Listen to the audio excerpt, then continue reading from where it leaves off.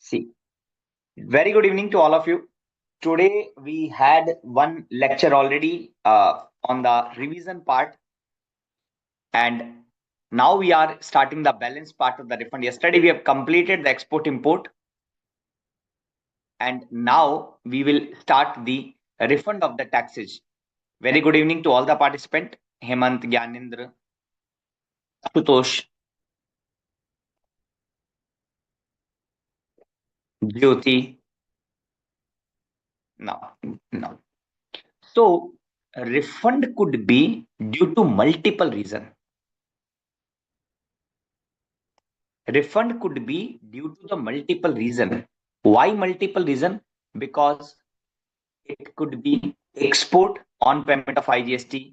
We have yesterday discussed the refund of unutilized ITC. Okay.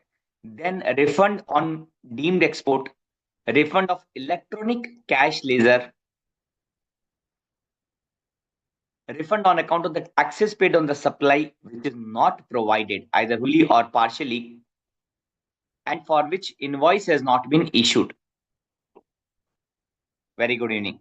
Refund of the taxes wrongly paid. There is one interesting provision, section 77, which talks about if I have treated my transaction as inter, but actually it was intra, then I have to pay the correct tax and take the refund of wrong taxes.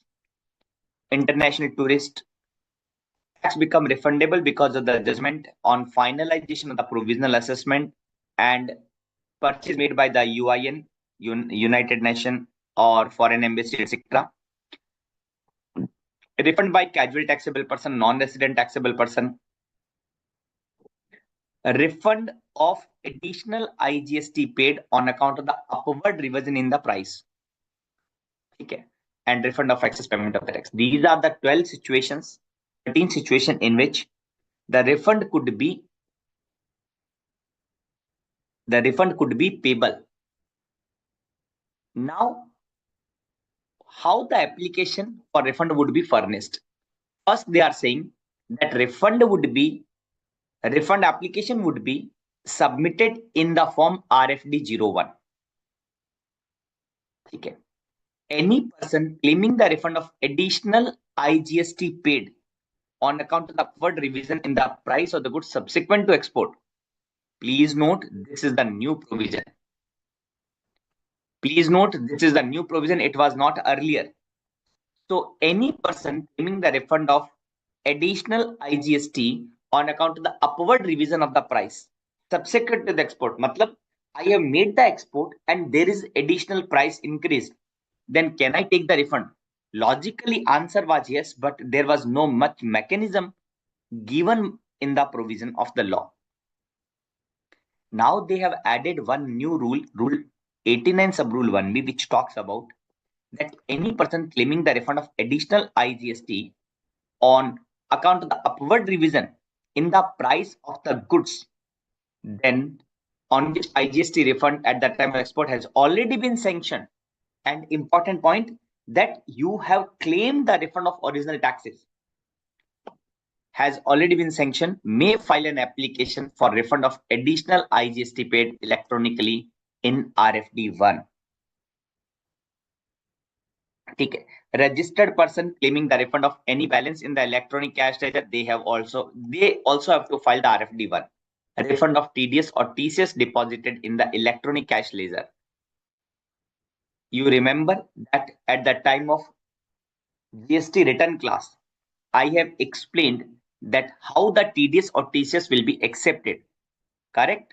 So there is a one acceptance which I have to give on GST portal, and by which whatever the TDS is deducted or TCS is collected, it will be added in my electronic cash ledger.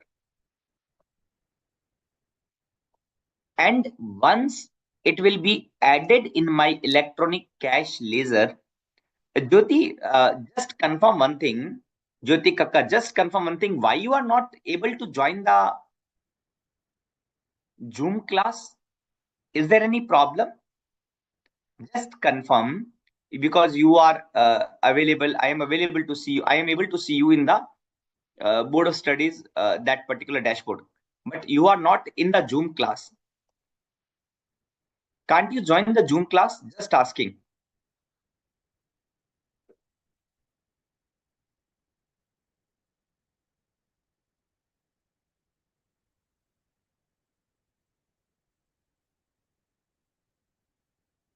So, what is the provision? So, that tedious or tedious, once you accept, it will be added in the electronic cash ledger, and you can take the refund of electronic cash ledger, no problem. Okay. Further,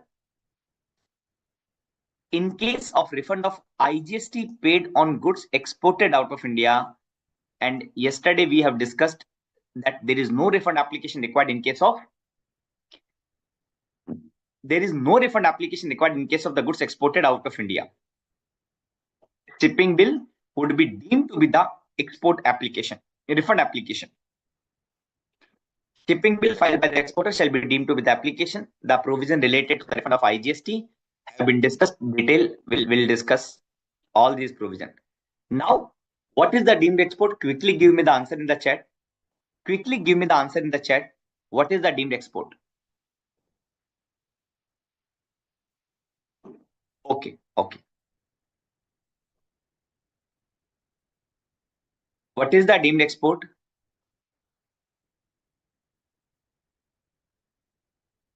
Yes, supply against advance authorization, supply against EPCG license, correct? EOU, etc.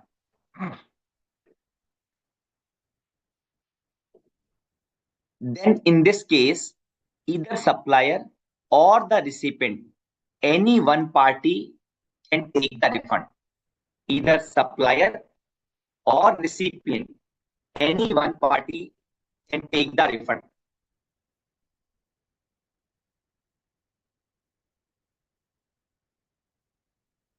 Entire amount paid by the recipient available as ITC, even if it is blocked. Let's read.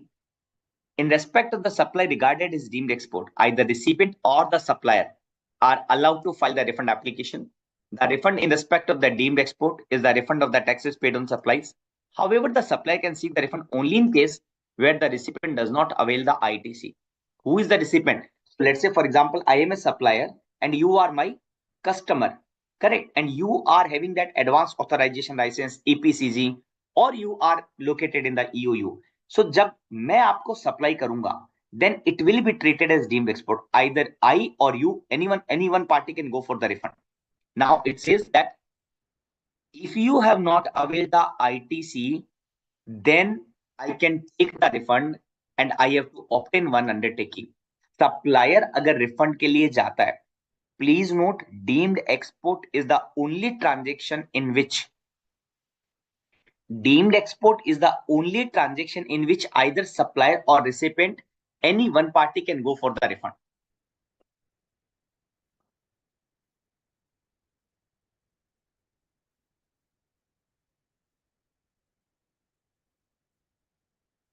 In case when the refund is claimed by the recipient, the GST portal requires them first debit amount equivalent to the refund claim from the electronic credit ledger. तो जब recipient refund के लिए जाएगा तो equivalent amount will be debited to the electronic credit ledger.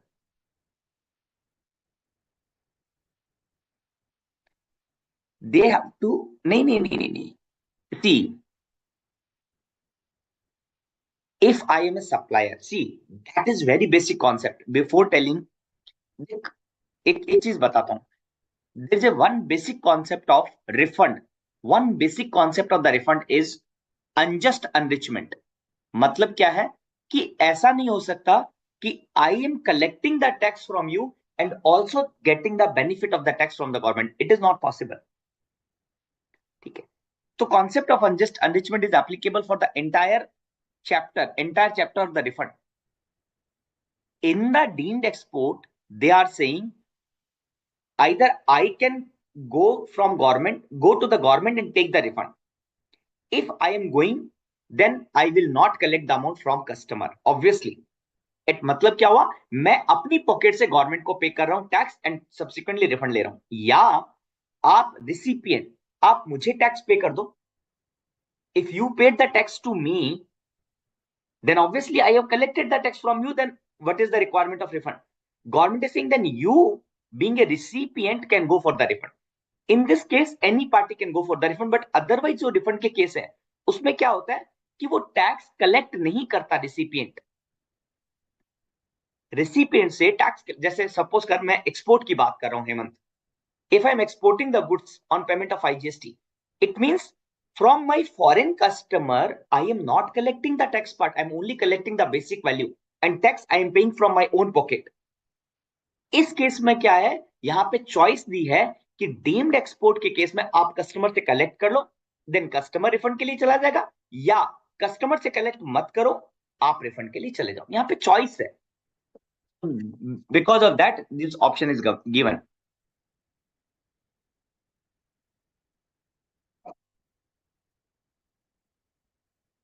Clear है ना?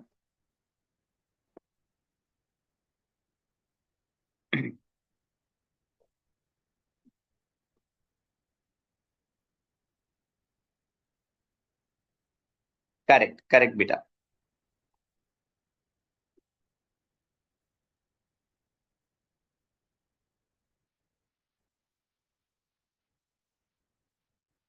सो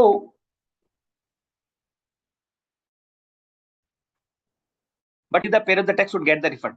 हाँ, अब देख, अगर डीम्ड एक्सपोर्ट ने मुझे टैक्स का पैसा दे दिया, then he become the payer ना. अगर आपने मुझे टैक्स का पैसा दे दिया, then you become the payer of the tax.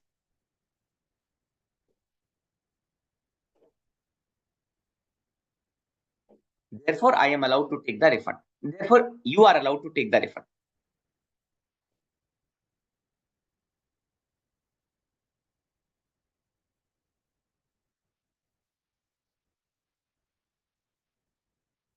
ठीक है. Now let's move further.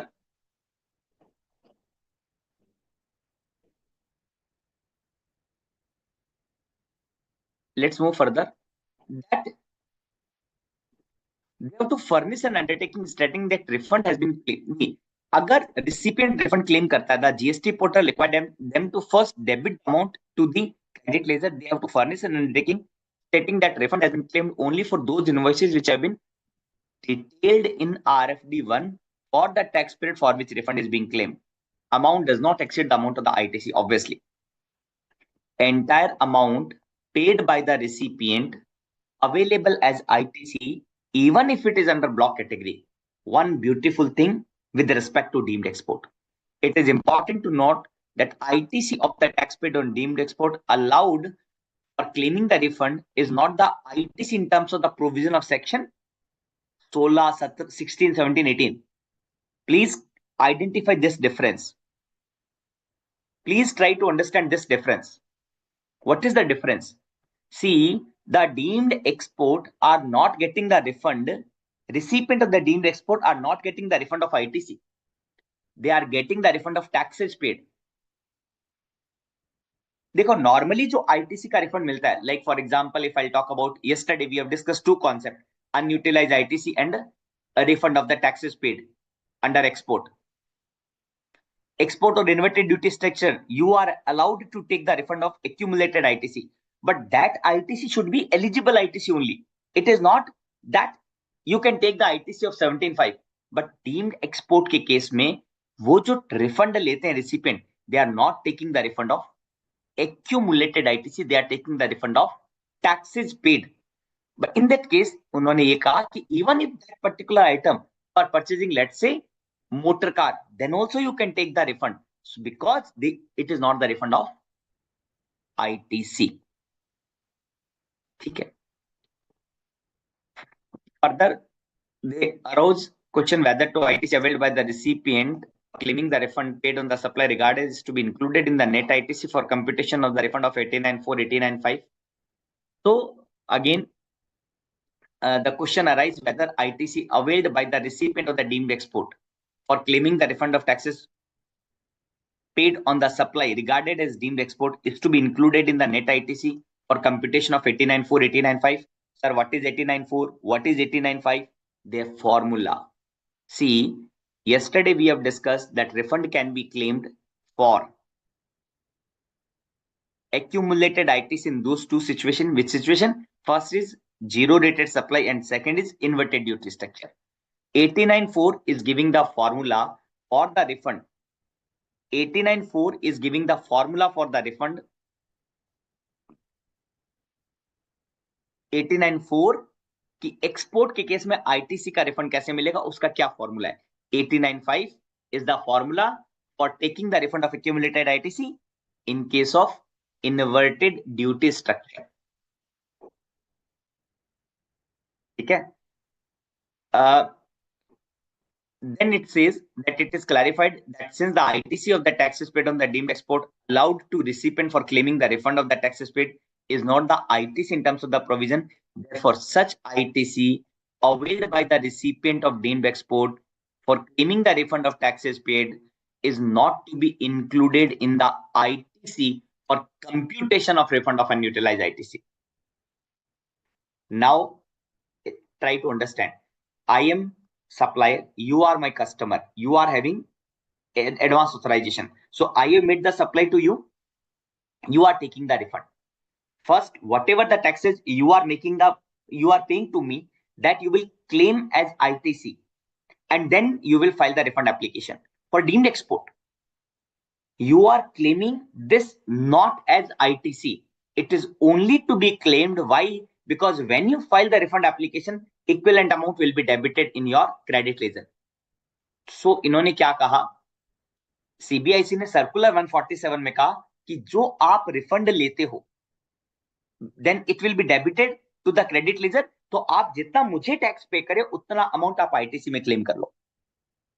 But further इन्होंने क्लैरिफाई किया, this is not the ITC for the purpose of chapter 5, because ये आईटीसी नहीं है. अब सपोज कर when you actually send the goods out of India, export करो या आप एसईजेड को सप्लाई कर रहे हो, then you are also entitled to take the refund of taxes paid और you are entitled to take the refund of accumulated ITC. तो उस में जब formula when we'll read the formula of 89.4, 89.5, you will find one term, that net ITC. In the calculation of that net ITC, you will not add the ITC which you have added for the purpose of paying the tax to me and taking the refund subsequently. क्या clarify किया? That recipient of the deemed export supplying for claiming the refund of taxes regarded as deemed export is not to be included in the net ITC on account of the zero rated supplies under rule 89.4 or on account of the inverted duty section under 89.5. Now, supplies to the SEZ unit or developer. In this case, the refund shall be filed by the supplier of the goods or supplier of the services. Please note that in this case, recipient who is located in SEZ unit or developer not entitled to file the refund application. Only supplier can file the refund. Okay. So, if it is for authorized operation. So now they are saying, earlier the zero rated supply ka definition is wide. Every supply to SEZ was zero rated, but now every supply to SEZ is not zero rated. Every supply to SEZ for authorized operation is zero rated, correct? And also at the time of taking the refund, I have to give the endorsement from obtaining the specified officer. What is the specified officer? Means the specified officer, joint commissioner, deputy commissioner, assistant commissioner, or an appointed officer under the SEZ rule. Supplies by the casual taxable person or non-resident taxable person. Suppose you have taken the registration under casual taxable person category or NRTP category. You tell me, will you pay the tax before the supply? Will you pay the tax advance or you can pay the tax after the supply? Hemant, everything is electronically. Everything is electronically. There is no manual concept. Amount of the advance tax, because casual taxable person, we know that they have to pay the tax on advance. Registration chapter में हमने ये बात की थी, right? You will pay the tax advance. Then once you paid the tax advance, will be refunded when such person entire period आप अपनी supply कर लोगे. Suppose you have paid the taxes on advance, not advance. See, मैं repeat कर रहा हूँ. you will pay the tax before making the supply. Matlab advance tax you will deposit on estimated basis, and then you will make the supply, you will file your GST return, and after completion of this particular period for which you have taken the registration, assume that you have excess paid the amount, you have excess deposited the tax, then you are entitled to claim the refund. How to claim the refund? For this also, the refund would be claimed by way of RFD 01. ठीक है. What is the time limit to file the refund application? कितना time limit है? कल हमने बात किया था. Yesterday we have discussed what is the time limit. What is the time limit of refund? What is the time limit of refund? The answer is 2 years. But 2 years from the which date? Relevant date. 2 years would be counted from relevant date. Now the relevant date is different in case to case. Relevant date is different in case to case. Any person claiming the refund of taxes, interest, if any paid, any amount paid by him can claim the refund within 2 years from the relevant date. Now the point which we need to understand, what is the meaning of relevant date? Now relevant date is defined in every case, it is different. Like for example, if I'm sending the goods out of India by air, by sea or by air, then date on which the ship or aircraft leaves India, that date will be the relevant date. And यहाँ से मैं 2 साल तक refund ले सकता हूँ. If I am exporting the goods but by land, then date on which such goods pass the or cross the custom frontier of India. ठीक है. If goods are exported by post office, then the date of the dispatch by the post office to a place outside India. In case of the deemed export, what is the relevant date? The relevant date will be the date on which GST return is being furnished, filed by the supplier, not by the recipient. So suppose I am a supplier, so the date on which I will file the GSTR 3B, from that date, either I or you can claim the refund. In case of the zero rated supplies of the goods or services or both to the SEZ unit or developer, again, due date for furnishing the return under section 39, not the date of filing, the due date of furnishing the return by me, that will be the relevant date. In case of the services exported out of India, यहाँ पे हमने क्या बात की? Supply to the SEZ unit or SEZ developer. यहाँ पे हम बात करें the services exported out of India. Services exported out of India, कितना टाइम, क्या कौन सा डेट है? यहाँ पे ध्यान रखना, 2 date whichever is earlier. 2 date की बात करेंगे, दोनों में से whichever is earlier या later. Let's see. Supply of the service has been, what is the date? Date on which the payment is being received or date of issue of invoice, whichever is later. Suppose you have made the payment in advance to me. I am issuing the services, issuing the invoice for services at a later date. Payment आपने मुझे advance में दे दिया. I add to the invoice, तो क्या होगा? Date of issue of invoice. और अगर invoice मैंने पहले रेज कर दिया and let's say you are making the payment later on, then in that case the date on which you have made the payment, that will be the relevant date. So in short, I can say what is the relevant date in case of the export of service? To date, whichever is later, invoice or payment, whichever is later. On account of the judgment decree, then date of the judgment. Inverted duty structure, again due date of the section 39 GSTR 3B. Please tell me this due date of the GSTR 3B. We have also discussed in one of the case. किस case में relevant date, due date for furnishing the return under section 39 है? एक तो inverted duty और दूसरा just हमने अभी complete किया है. We have completed just now. We have completed just now. Due date for furnishing the return under section 39. Due date for furnishing the return under section 39 we had just completed. What is that? Yes, supply to the SEZ unit or developer. अगर मैं zero rated supply the goods और services to the SEZ unit or developer कर रहा हूं, then it will be the due date for furnishing the return under section 39. Relevant date से कितना time में मैं रिफंड ले सकता हूं? What is the time limit to file the refund application within? From the relevant date, within how much year I can entitled to take the refund? I am entitled to take the refund. Answer is right. I can file the refund within 2 years from the relevant date. ठीक है? And in case where the tax provisionally paid, then date of adjustment of tax after the final assessment. In the case of a person other than supplier, then date of the receipt of the goods or services by the such person. In any other case, date of the payment of tax. Multiple points we will discuss. Suppose now the point is try to practically understand. You have purchased the goods in the month of the March 24 and you have exported the goods in the month of April 24. Whether March 24 and April 24 are falling in same financial year or different financial year. By March 24 is falling under 23-24 and April 24 is falling under 24-25. Can I file the refund application? Clarification on bunching of the refund across financial year.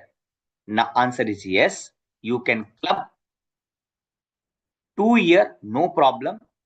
Even if the refund, if you are filing the refund that is within 2 years overall, then you can definitely club the period which might be falling under 2 different tax years, 2 different financial year. For instance, a registered person opting to file GST-R1 on quarterly basis can apply for the refund on a quarterly basis by clubbing the successive quarter. These quarter may be spread across the different financial year. He can file the refund application for quarter like July to September while filing the refund claim. This part has been clarified in Circular 135. Now, documentary evidence for filing the refund claim. अब question आता है, now the point come, which document we need to submit for obtaining the refund. मतलब मैं कौन सा document submit करूंगा for taking the refund.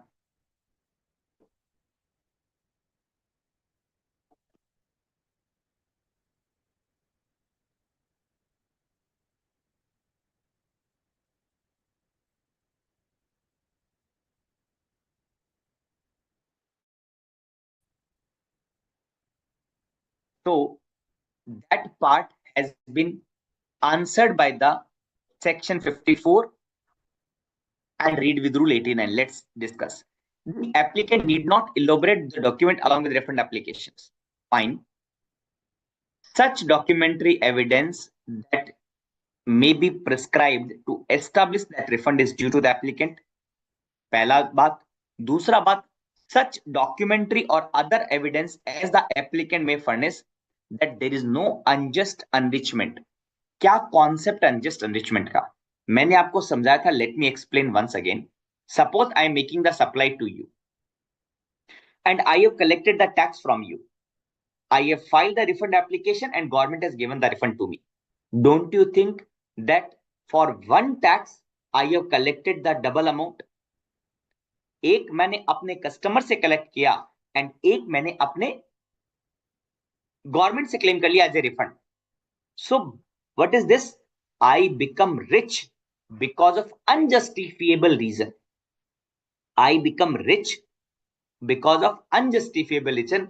That is not allowed in the refund of indirect taxes. So it says that such documentary evidence which prove that there is no unjust enrichment, that is the amount of the tax, interest, if any, paid in relation to which refund is claimed or paid by, and incidence has been borne by, see, ये line very important है. Incidence has been borne by the person who is claiming the refund or incidence has not been passed. क्या मतलब हुआ incidence has not been passed? Incidence has not been passed का मतलब हुआ कि tax आपने customer से कलेक्ट नहीं किया है। What is the meaning of incidence has not been passed? मतलब वो जो टैक्स है उस सप्लाई पर, वो टैक्स मैंने खुद अपनी पॉकेट से पे किया गवर्नमेंट को। I have not collected the tax from my customer. If I have collected the tax from my customer, it means I have passed the incidence of the taxes to the another person. However, अगर refund का amount, if it is less than 2 lakh, if the refund ka amount is less than 2 lakh, then not be necessary to furnish any documentary evidence. Only one declaration would be suffice for unjust enrichment tax set. So यहां पर क्या हुआ, अगर refund का amount 2 lakh रुपए तक है, then there is no requirement to submit any documentary evidence for unjust enrichment. Only declaration by the exporter or by the person who is claiming the refund is sufficient. Rule 89.2, it talks about the multiple document. In pursuance of the provision of 89.2, they are saying it should be accompanied by the following document in Annexure 1 of RFD 01. This documentary evidence is establishing that refund is due to the applicant. Now there are various categories for which they have given the requirement. अगर judgment और decree है जिसका आप refund ले रहे हैं, then reference number of the order and copy of the order passed, ठीक है, in such refund number payment specified, ठीक है. So what is the document? एक तो reference number of the order, मुझे application में when I will file the refund application, I have to give the reference number and also I have to attach the order. If I am exporting the services, then what is my documentary evidence? One statement containing the number and date of invoice along with BRC or FIRC. What is the BRC or what is the FIRC? Bank realization certificate or foreign inward remittance certificate. Yesterday we have discussed and today also we have discussed, अगर export और service का case है तो मैं refund तब तक नहीं ले सकता जब तक I cannot claim the refund till the time I cannot take the refund till the time I have not received the realization on the foreign currency. So I have to attach a statement containing the number and date of invoice along with relevant BRC or FIRC. अगर मैं goods का export कर रहा हूं other than electricity, तो क्या कह रहे हैं, statement containing the number and date of the shipping bill और bill of export and the number and date of the relevant export invoices, ठीक है. Please note that realization in the convertible foreign currency is the condition, or INR wherever permitted by Reserve Bank of India is the condition for export of service, not for export of the goods.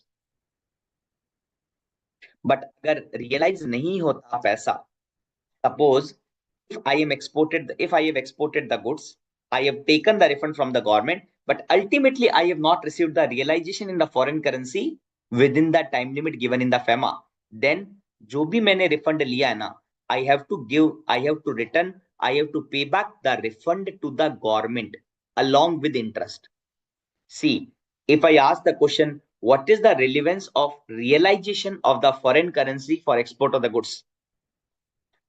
Answer क्या होगा, goods को export मान लिया जाएगा, it will be treated that goods are exported if it is physically move from India to out of India.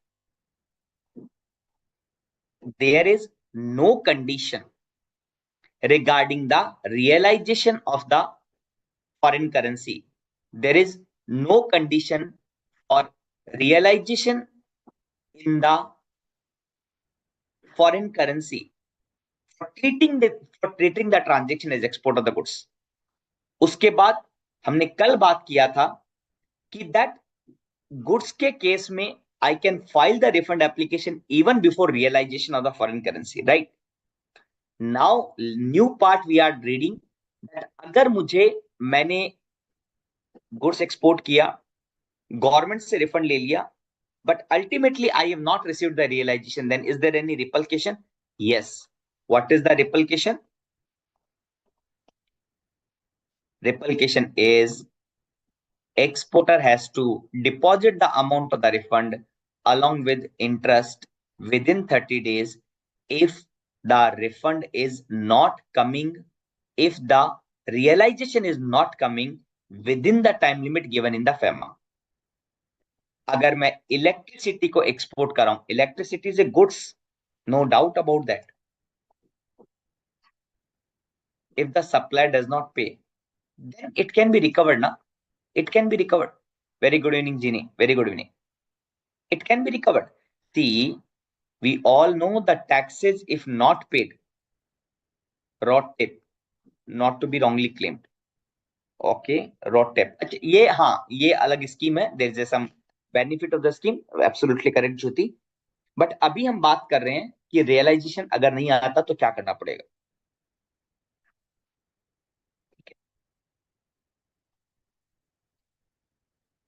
Electricity क्या है? Is a goods. Electricity is a goods, but is it A goods which is send out of India through custom? क्या electricity का export custom के through होगा? अगर recipient पे नहीं करता तो मुझे रिफंड वापस देना पड़ेगा. अगर मैंने रिफंड ले लिया, if I'm exporter and ultimately I'm not receiving the money, I have to pay back the amount to the government. अगर मैंने रिफंड ले लिया तो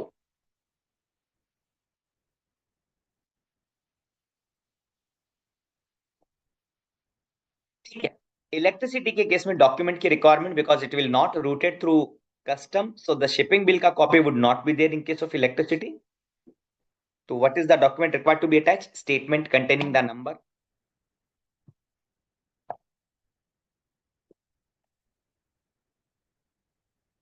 details of energy exported, tariff per unit, copy of the statement of the scheduled energy for export of electricity by generation plants, and copy of the agreement detailing the tariff per unit. Now this is new provision. अगर मेरा upward revision हुआ है goods में, and for first transaction I have already taken the refund, तो जो मेरा upward revision हुआ है उसका रिफंड मैं कैसे लूंगा? Number and date of export invoice along with copy of the invoice, number and date of the shipping bill and bill of export along with the copy of the shipping bill, number and date of the BRC or FIRC in respect of which such shipping bill or bill of export along with the copy of the BRC or FIRC,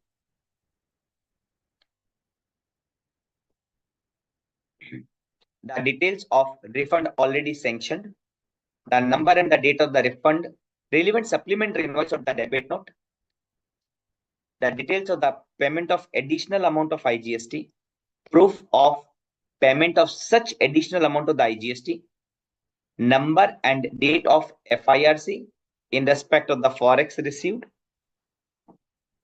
certificate issued by a practicing chartered accountant or cost accountant to the effect that such additional forex is on account of the upward revision in the price of the goods subsequent to the export, copy of the contract or other document as applicable, reconciliation statement reconciling the value of the supply declared in the supplementary invoice, debit note, credit note along with the relevant BRC or FIRC. Clear? ये provision नया add हुआ है. This provision is added recently. What is that? Upward revision. See, you have already exported the goods. You have already exported the goods for which you have received the refund. Now further you are doing the upward revision because of any reason your contract value has exceeded. Now for that you have paid the GST and also the additional amount has been received from the customer, from the foreign party. Then this is explained that how we can take the refund. ठीक है. अगर आप SEZ unit और developer को supply कर रहे हो तो आपको क्या डॉक्यूमेंट अटैच करना पड़ेगा? Statement containing the number and date of invoice along with evidence regarding the goods admitted for authorized operation, supply of the service to the SEZ unit or developer, statement containing the number and the date of invoice, and evidence regarding the receipt of the service for authorized operation and details of the payment, along with the proof made by the recipient to the supplier for authorized operation. In addition to that, मुझे क्या declaration देना पड़ेगा? tax has not been collected from SEZ unit or developer also required to be funded. So that is nothing but the enrichment, unjust enrichment. Now, if your transaction is deemed export, then what is the proof? Statement containing the number and the date of the invoice, along with along with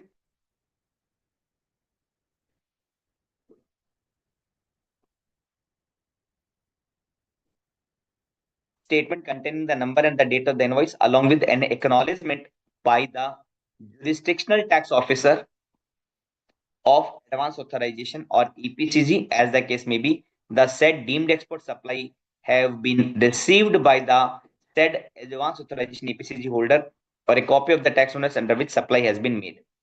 Undertaking that recipient has not claimed the ITC. Undertaking the recipient, he shall not claim the refund. See, these two undertaking I have to obtain. So, अगर supplier अगर refund के लिए जा रहा है, then these two undertaking has to be obtained. Unutilized ITC in case the inverted duty structure. एक statement देना है containing the number and date of invoice received and issued during the tax period. Furnish finalization of the provisional assessment, so reference number of the final assessment order. Tax wrongly collected and paid to the government. Statement showing the detail of the transaction considered as intra with subsequent excess payment of tax. Then statement showing the details of the amount of the tax, amount of the claim on account of the excess payment of tax. Agreement or contract for supply the service has been cancelled or terminated, or the refund is claimed by an unregistered person. ये क्या है? Very interesting point. इस point का answer है कि क्या unregistered person refund claim कर सकता है? Answer is yes. It has been clarified. They have given the circular, which we will discuss, but statement containing the details of invoice, number, date, value, tax, payment in respect of refund is being claimed, along with the copy of the invoice, proof of making the payment to the supplier, because in this case, recipient is claiming the refund. Copy of agreement as applicable entered with the supplier, or letter issued by the supplier for cancellation or termination of the agreement. ये किस case में है? There is a one circular which clarified that unregistered person कैसे refund ले सकता है. They have given the example. They have given the example that, let's say I have purchased the one house, ठीक है, under constructed house, and the contract is saying that within 2 years you can cancel the contract and take the refund money. So let's say within 2 years I have cancelled the contract. Now builder will give the amount, basic amount back to me. But what happened to the taxes part? I can claim the refund from the government, this taxes. So for that, multiple document is to be attached, but in this case only one point has been clarified, that I have to attach the copy of the agreement or registered agreement entered with the supplier, and the letter issued by the supplier for cancellation or termination of the agreement or contract. The details of the payment received from the supplier against the cancellation. उसके बाद में a certificate issued by the supplier that he has paid the taxes in respect of invoice on which refund is being claimed, that he has not adjusted the tax amount involved in these invoices against his tax liability by issuing credit note. Okay. Now, documentary evidence pertaining to passing of incidence of the tax. अगर amount less than or up to ₹2 lakh है, तो declaration sufficient. अगर amount more than 2 lakh है, we need to give the certificate from a chartered accountant. Okay, you have joined Jyoti from here. Jyoti Kakkad, right?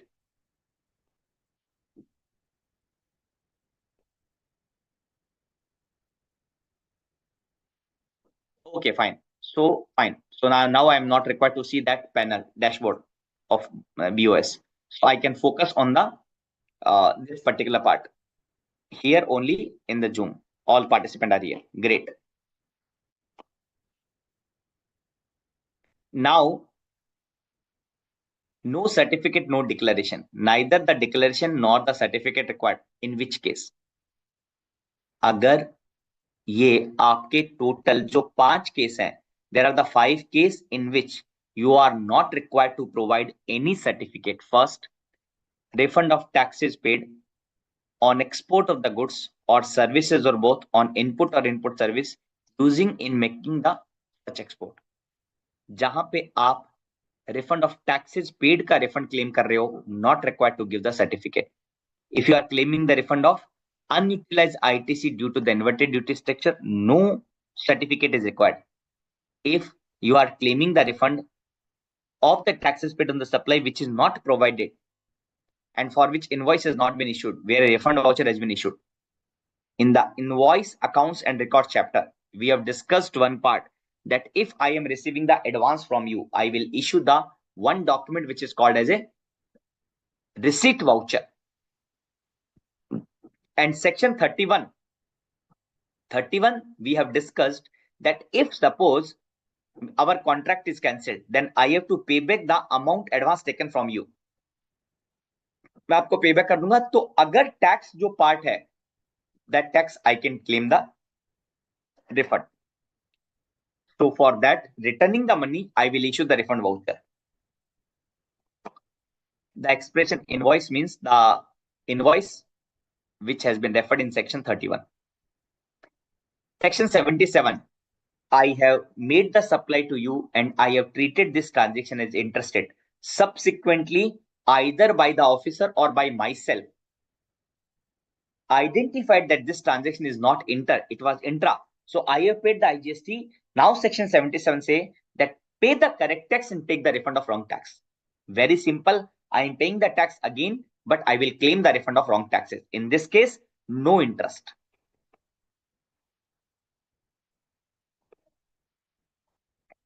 The tax or interest borne by such other class as the government by notification specified. For neither the declaration by the applicant nor the chartered accountant or cost accountant is required to be furnished in case refund of excess balance in the electronic cash ledger. So this is the format they've given in the annexure 2. That certificate is required. Okay. Next one. Prescribing manner of filing the refund application by unregistered person. This circular has clarified, there is one circular issued in this regard. They have clarified that yes, person unregistered can also claim the refund. They have given two examples. One is long-term insurance policies, and second example they have given that like unregistered buyer. Okay. उन्होंने क्या कहा? Suppose man, I have already explained, unregistered buyer has entered into the agreement for construction of the flat and paid the amount toward the consideration. Then non-completion or because of any reason he has cancelled the contract, but by the time limit, contract जब cancel किया, time limit to issue the credit note has also been expired. Can anyone tell me what is the time limit to declare the credit note? क्या कोई मुझे बता सकता है कि what is the time limit given in the section 34 for declaration of the credit note? We have discussed multiple times. Tell me what we have discussed. What is the time limit? What is the time limit for? What is the time limit for claiming the or for declaring the credit note?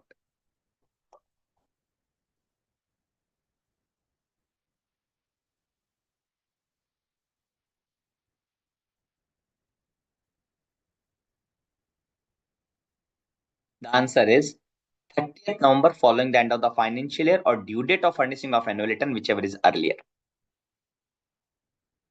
अगर वो time limit expire हो गया तो क्या करना? I being an unregistered person can go to the government and then ask please give me the refund. Similar situation may arise in the long-term insurance policies where the premium, let's say, I have purchased the one long-term insurance policy, let's say for 10 years, and I have paid the premium for entire 10 years in lump sum.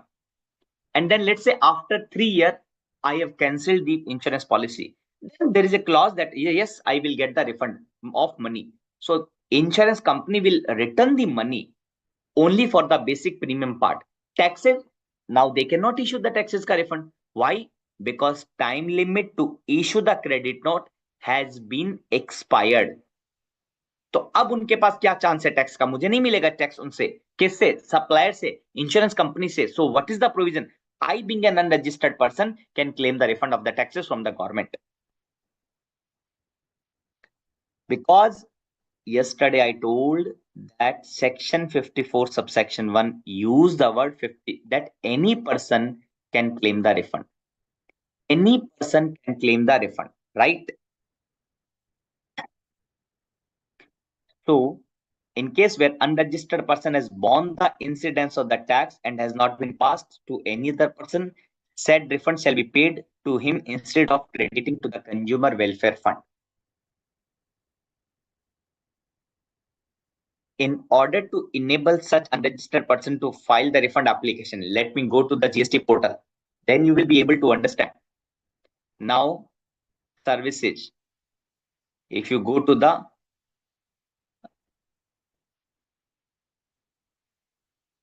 one second, click on this generate user ID for unregistered applicant. I have told you in the earlier class also. Now I am telling you again that unregistered person can do 3 activity online on the GST portal. Claim the refund, which we are discussing right now, advanced ruling, which we will discuss later on, and this part we have already discussed, supply through e-commerce operator.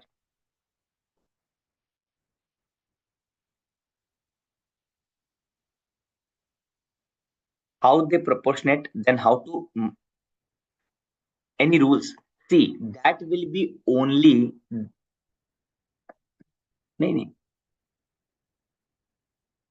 in this case.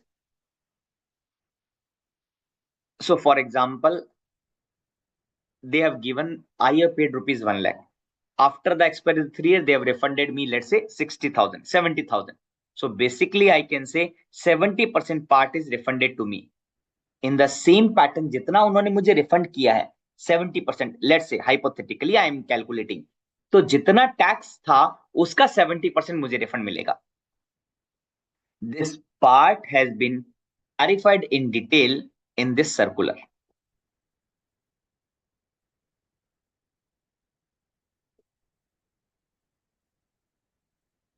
Okay.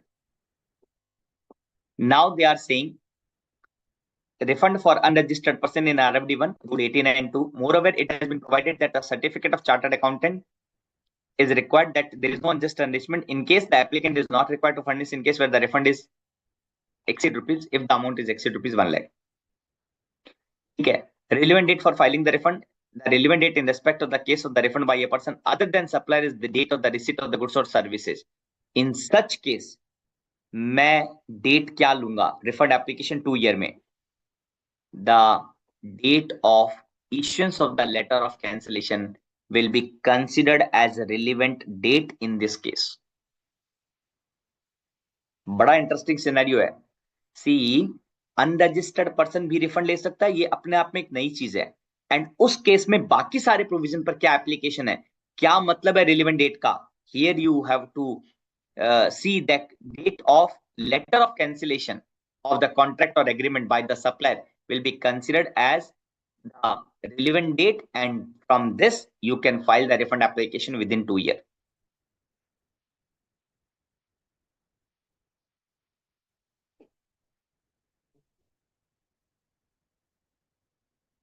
Okay. Now I request that let's take a break of 10 minutes. We will resume at 7:05 पर हम resume करते हैं 10 minute में, and then we will start the procedure part. ठीक है, 10 minute का break लेते हैं. मनीष जी, ब्रेक स्टार्ट कर दीजिए 10 मिनट का.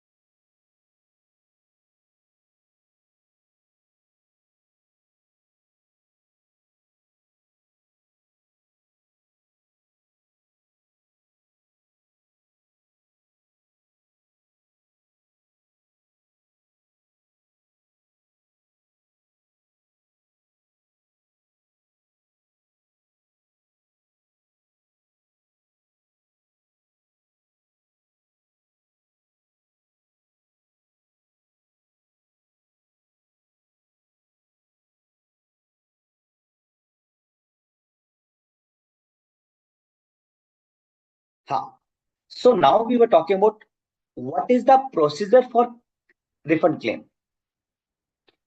where the applicant relate to the refunding of the electronic cash ledger, then acknowledgement in the prescribed form shall be made available to the applicant, clearly indicating the date of the filing of the refund. Acknowledgement दिया जाएगा in RFD 02. Other refund, the application shall be forwarded to the proper officer.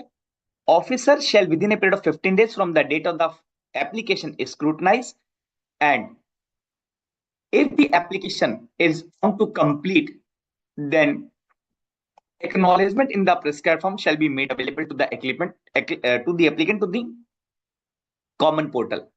Clearly indicate the date of the filing of the refund. What is the deficiency memo? In case if the refund application has been filed and found that it had some problem, it requires some rectification, then in that case officer will issue the deficiency memo and communicate the deficiency, requiring him to file the fresh refund application after rectifying that discrepancy. अगर deficiency memo issue हो जाता है, then applicant has to file the new refund application again.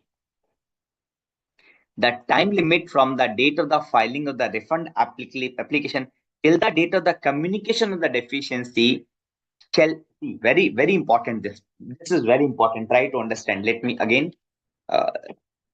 What is that?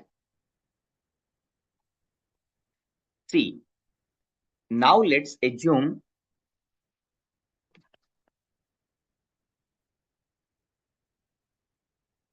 it says that the time period from the date of filing the refund claim till the date of the communication of the deficiency in the prescribed form shall be excluded from the period of 2 years, because it says that to file the fresh refund application, it should also be made within a period of 2 years. मतलब ऐसा नहीं है कि नया वाला जो refund application है it can be furnished at any point of time. No, it has to be furnished within 2 years. But which added advantage would be given that the date of the filing the earlier refund application and date of the communication of the deficiency, jitna din hai na, itna din will be excluded. So I can say this, he has got the advantage. That's it.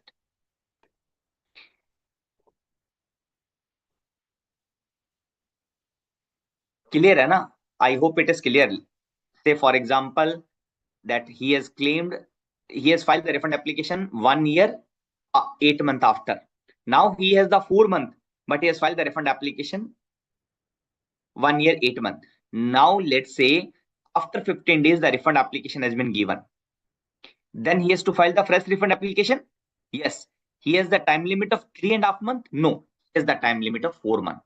So they are saying the date of the refund application and the date of the deficiency memo, जितना दिन उसने लगाया है deficiency memo issue करने में, उतना दिन जो 2 ईयर की टाइम लिमिट है उसकी कैलकुलेशन में एक्सक्लूड हो जाएगा. मतलब मैं कह सकता हूं बैलेंस कितना बचा है उसमें वो वाला पीरियड भी ऐड हो जाएगा, उतने दिन का एक्सटेंशन मिल जाएगा. Absolutely correct.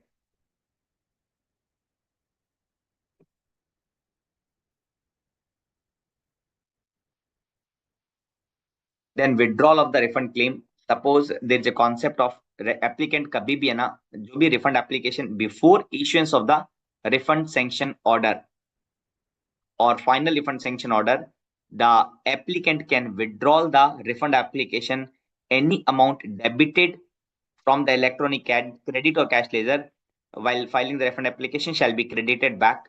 Withdrawal क्यों? Let's say मुझे लगता है कि मैंने ये refund application जो फाइल की थी ना, and once I file the refund application it has such mistake, so I will withdraw my application and after correcting the same I can file the again. No problem. It will save the time of applicant as well as it will save the time of the officer.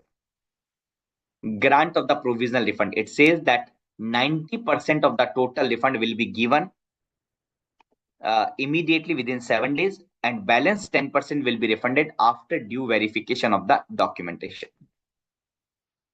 Now 54.6.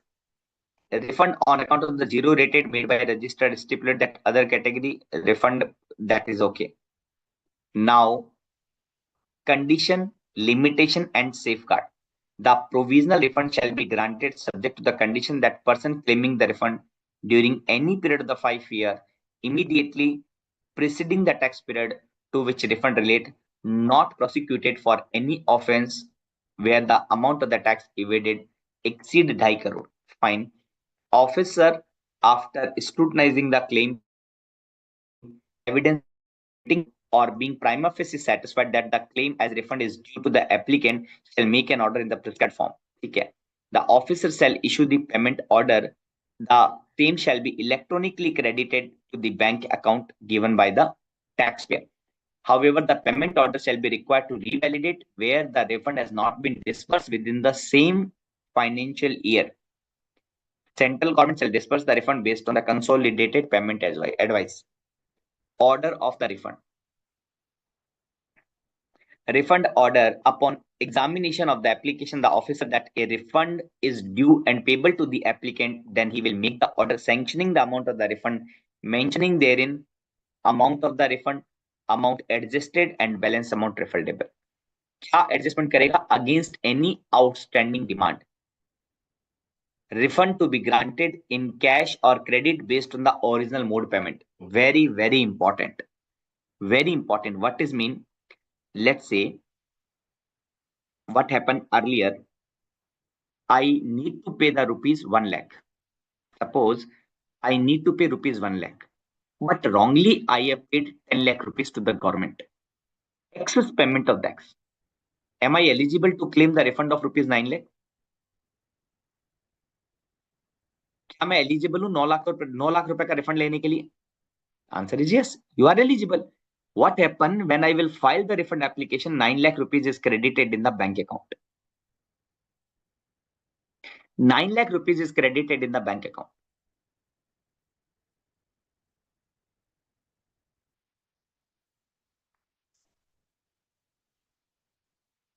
Is it correct? Answer is no, it is not correct. Why not correct? See, or assume that when I was made the payment of rupees 10 lakh, I have made from electronic credit ledger. Matlab, I have the sufficient ITC. So that was a typographical error. I was filing the GST R3B and instead of 1 lakh tax, I have added one more zero. It become 10 lakh. But whether 10 lakh I have paid through cash? No. I have the sufficient ITC of the 15 lakh. Obviously, I will discharge the liability using the credit ledger only. So the government has refunded the amount in the bank account. They have realized this mistake. Now they are saying we will recredit the amount in the order in which you have made the payment. Order matlab whether you made the payment through cash or whether you made the payment through credit, in that ratio we will give the refund. Point to be noted, this is not applicable in case of export ka refund, unutilized ITC ka refund. No, in that case they will give the amount in the bank account. The refund shall be made proportionately in cash and by recrediting the credit based on the original mode of the payment. Amount refundable in cash shall be paid by issuance of the order in the prescribed form, and amount attributable as ITC shall be recredited in the electronic credit ledger. Very important. I hope it is clear. Where upon examination of the refund application, the officer is satisfied that proper officer shall make the refund order in the prescribed form, sanctioning the amount of the refund to be paid in cash and proportionate to the amount debited in cash, and against the total amount paid, the amount adjusted through outstanding demand. For the remaining amount which has been debited from the credit ledger, will make the payment in the prescribed form, recrediting the amount of ITC in the credit ledger again. The above question will not apply. मतलब जब मैं refund ले रहा हूं zero rated supply का या deemed export का, if I'm making the refund because of the taxes paid on the zero rated supplies or taxes paid on the demand deemed export, The concept, above concept means proportionately cash and proportionately credit. This funda will not apply. Entire amount will be paid in my bank account. Where the proper officer is satisfied that the amount refundable under the Rule 92(1), 1A and Rule 92(2) is payable to the applicant, where the officer is satisfied that amount refundable under Rule 92 is payable to the applicant instead of being credited to the Consumer Welfare Fund, he will make refund order in the prescribed form and the payment for the amount of refund. Amount of the refund. See, ये क्या होता है consumer welfare fund, we will discuss later on. But अगर कोई amount refund बनता है, if the amount is refundable, then it amount will be refunded to the applicant. अगर कोई रिफंड नहीं बनता है, एक्सेस पेमेंट ऑफ टैक्स है, then government will credit the amount to the consumer welfare fund.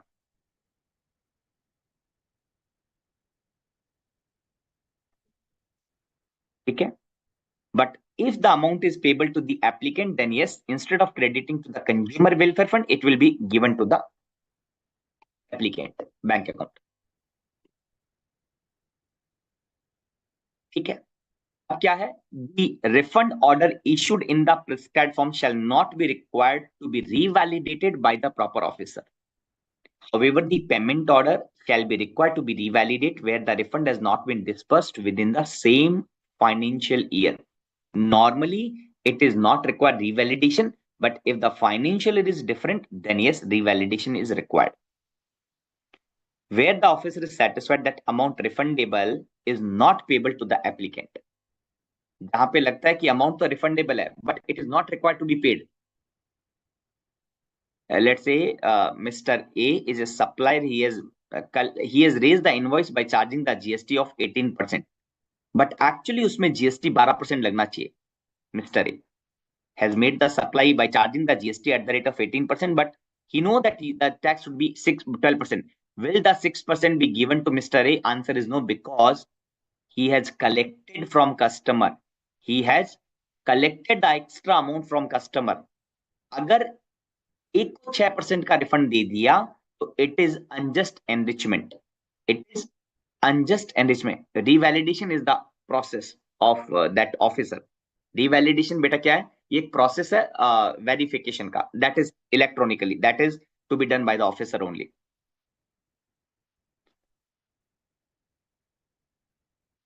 ठीक है.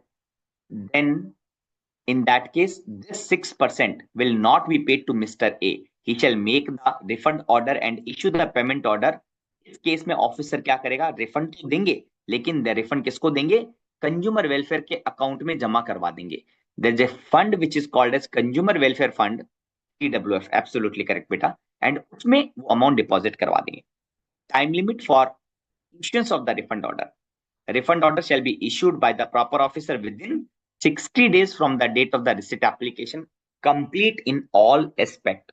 The time limit of 60 days shall be counted from date of the filing of the claim of the refund as mentioned in the acknowledgement. So normal time limit कितना है, the 60 days.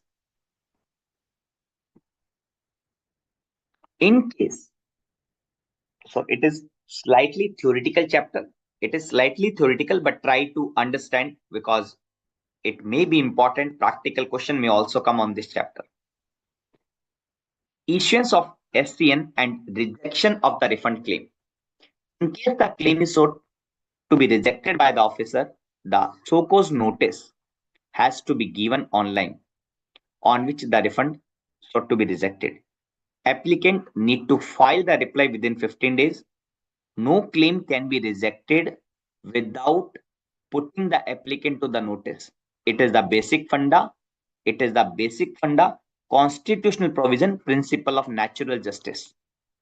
ये हमें मालूम है, ये एक हमारा कॉन्स्टिट्यूशनल राइट है कि प्रिंसिपल ऑफ नेचुरल जस्टिस कब जो भी अगर टैक्स पेयर के अगेंस्ट में है तो उसे एक अपॉर्चुनिटी ऑफ बीइंग हर्ड देना होगा, 100% देना होगा. Officer can not take any action without being heard, without noticing to him. So always there has to be another notice, and then after that they will give the sufficient time within which he can give the reply. The detailed provision has been discussed here in under. Now let's move to the detailed provision. If the officer is satisfied, for reason to be recorded in writing, that refund is not admissible or not payable to the applicant, he shall issue the notice. He will give the time limit of reply for 15 days. After considering the reply and giving the opportunity of being heard, he will issue the order, either sanctioning the refund or rejecting the refund. The order shall be made available electronically, and it will also apply to the extent of refund is allowed. No application shall be rejected that without giving the opportunity of being heard. Withholding the refund. So right to be heard. Absolutely correct.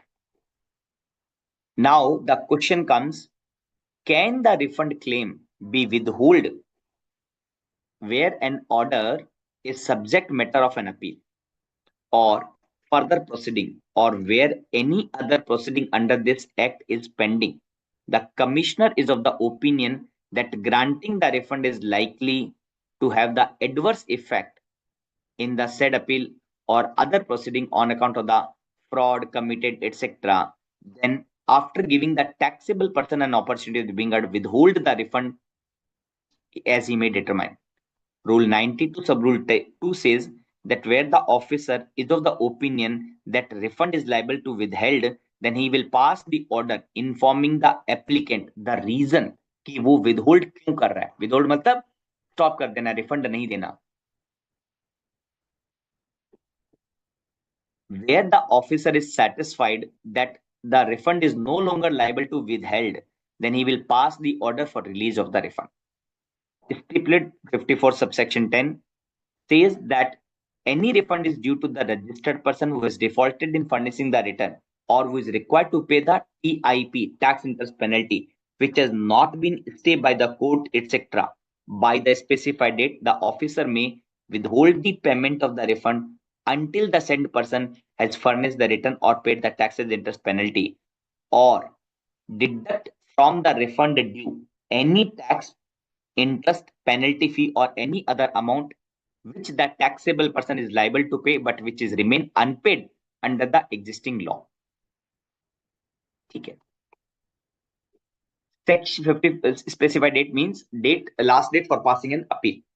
5411 says that where an order giving rise to the refund is subject matter of an appeal or further proceeding, or where any other proceeding under this act is pending, and the commissioner is of the opinion that granting the refund is likely adversely affect the revenue, then they can withhold the refund. However, where the refund is withheld under section 5411, taxable person shall be entitled to interest at the rate of 6% per annum, credit of the amount of rejected refund claimed.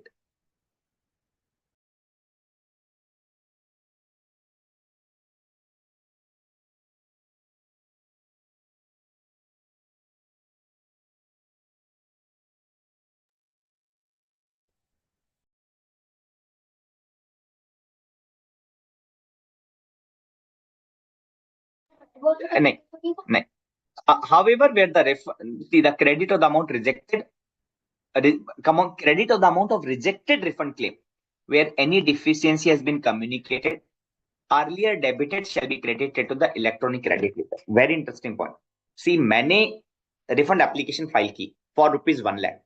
When I will file the refund application, my credit ledger will be debited, correct, of ₹1 lakh.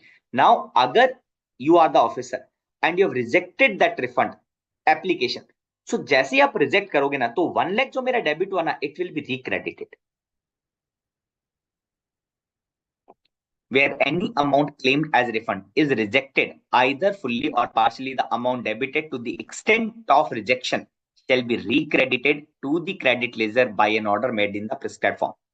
For the purpose of this rule, a refund shall be deemed to be rejected if the appeal is finally rejected and if the claimant gives an undertaking in writing that he shall not file an appeal. ठीक है. Principle of natural justice, unjust enrichment. Principle of unjust enrichment. means I have already explained what is the principle of unjust enrichment, and I have already explained the incidence of the tax has not been passed or has been passed to the ultimate customer. क्या बात कर रहा है? Rule 89 का explanation 2 says amount of the tax अगर recipient से recover कर लिया, then it will be deemed that incidence has been passed to the ultimate customer. And refund कब मिलेगा? When I have not passed the incidence of the tax. It means I have not collected the amount from ultimate customer. ठीक है. If the claim of the refund passes the test of unjust enrichment, it is paid to the applicant. GST law, that is okay. ठीक है. Cases where theory of unjust enrichment is not applicable. Again, 54 subsection 8 says that where you are not required to prove unjust enrichment. It says that refund amount, instead of being credited to the consumer welfare fund, it will be paid to the directly applicant. कब? अगर refund किसका है? Export का है. Refund किसका है? Unutilized ITC in case of the zero rated supply without payment of tax or accumulated ITC due to the inverted duty. ठीक है. Refund of the tax paid on the supply which is not provided earlier wholly or partially, on which invoice has been issued or where a refund voucher has been issued. Section 77 का refund. ठीक है. Tax interest paid by the applicant if he has not the incidence, and tax or interest borne by the such class of the applicant as the government may notify. In this case, this concept unjust enrichment is not applicable. Disbursement of the refund of the tax to the state, that is okay. बाकी सभी case में, in any case apart from 8 category, the refund will be credited to the consumer welfare fund in all cases. Now एक बार quickly मुझे बता दीजिए किस case में ITC का रिफंड मिलेगा. In which case we are entitled to take the refund of accumulated ITC.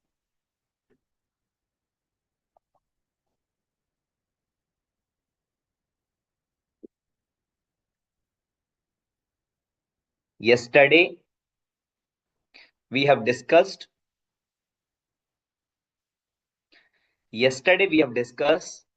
that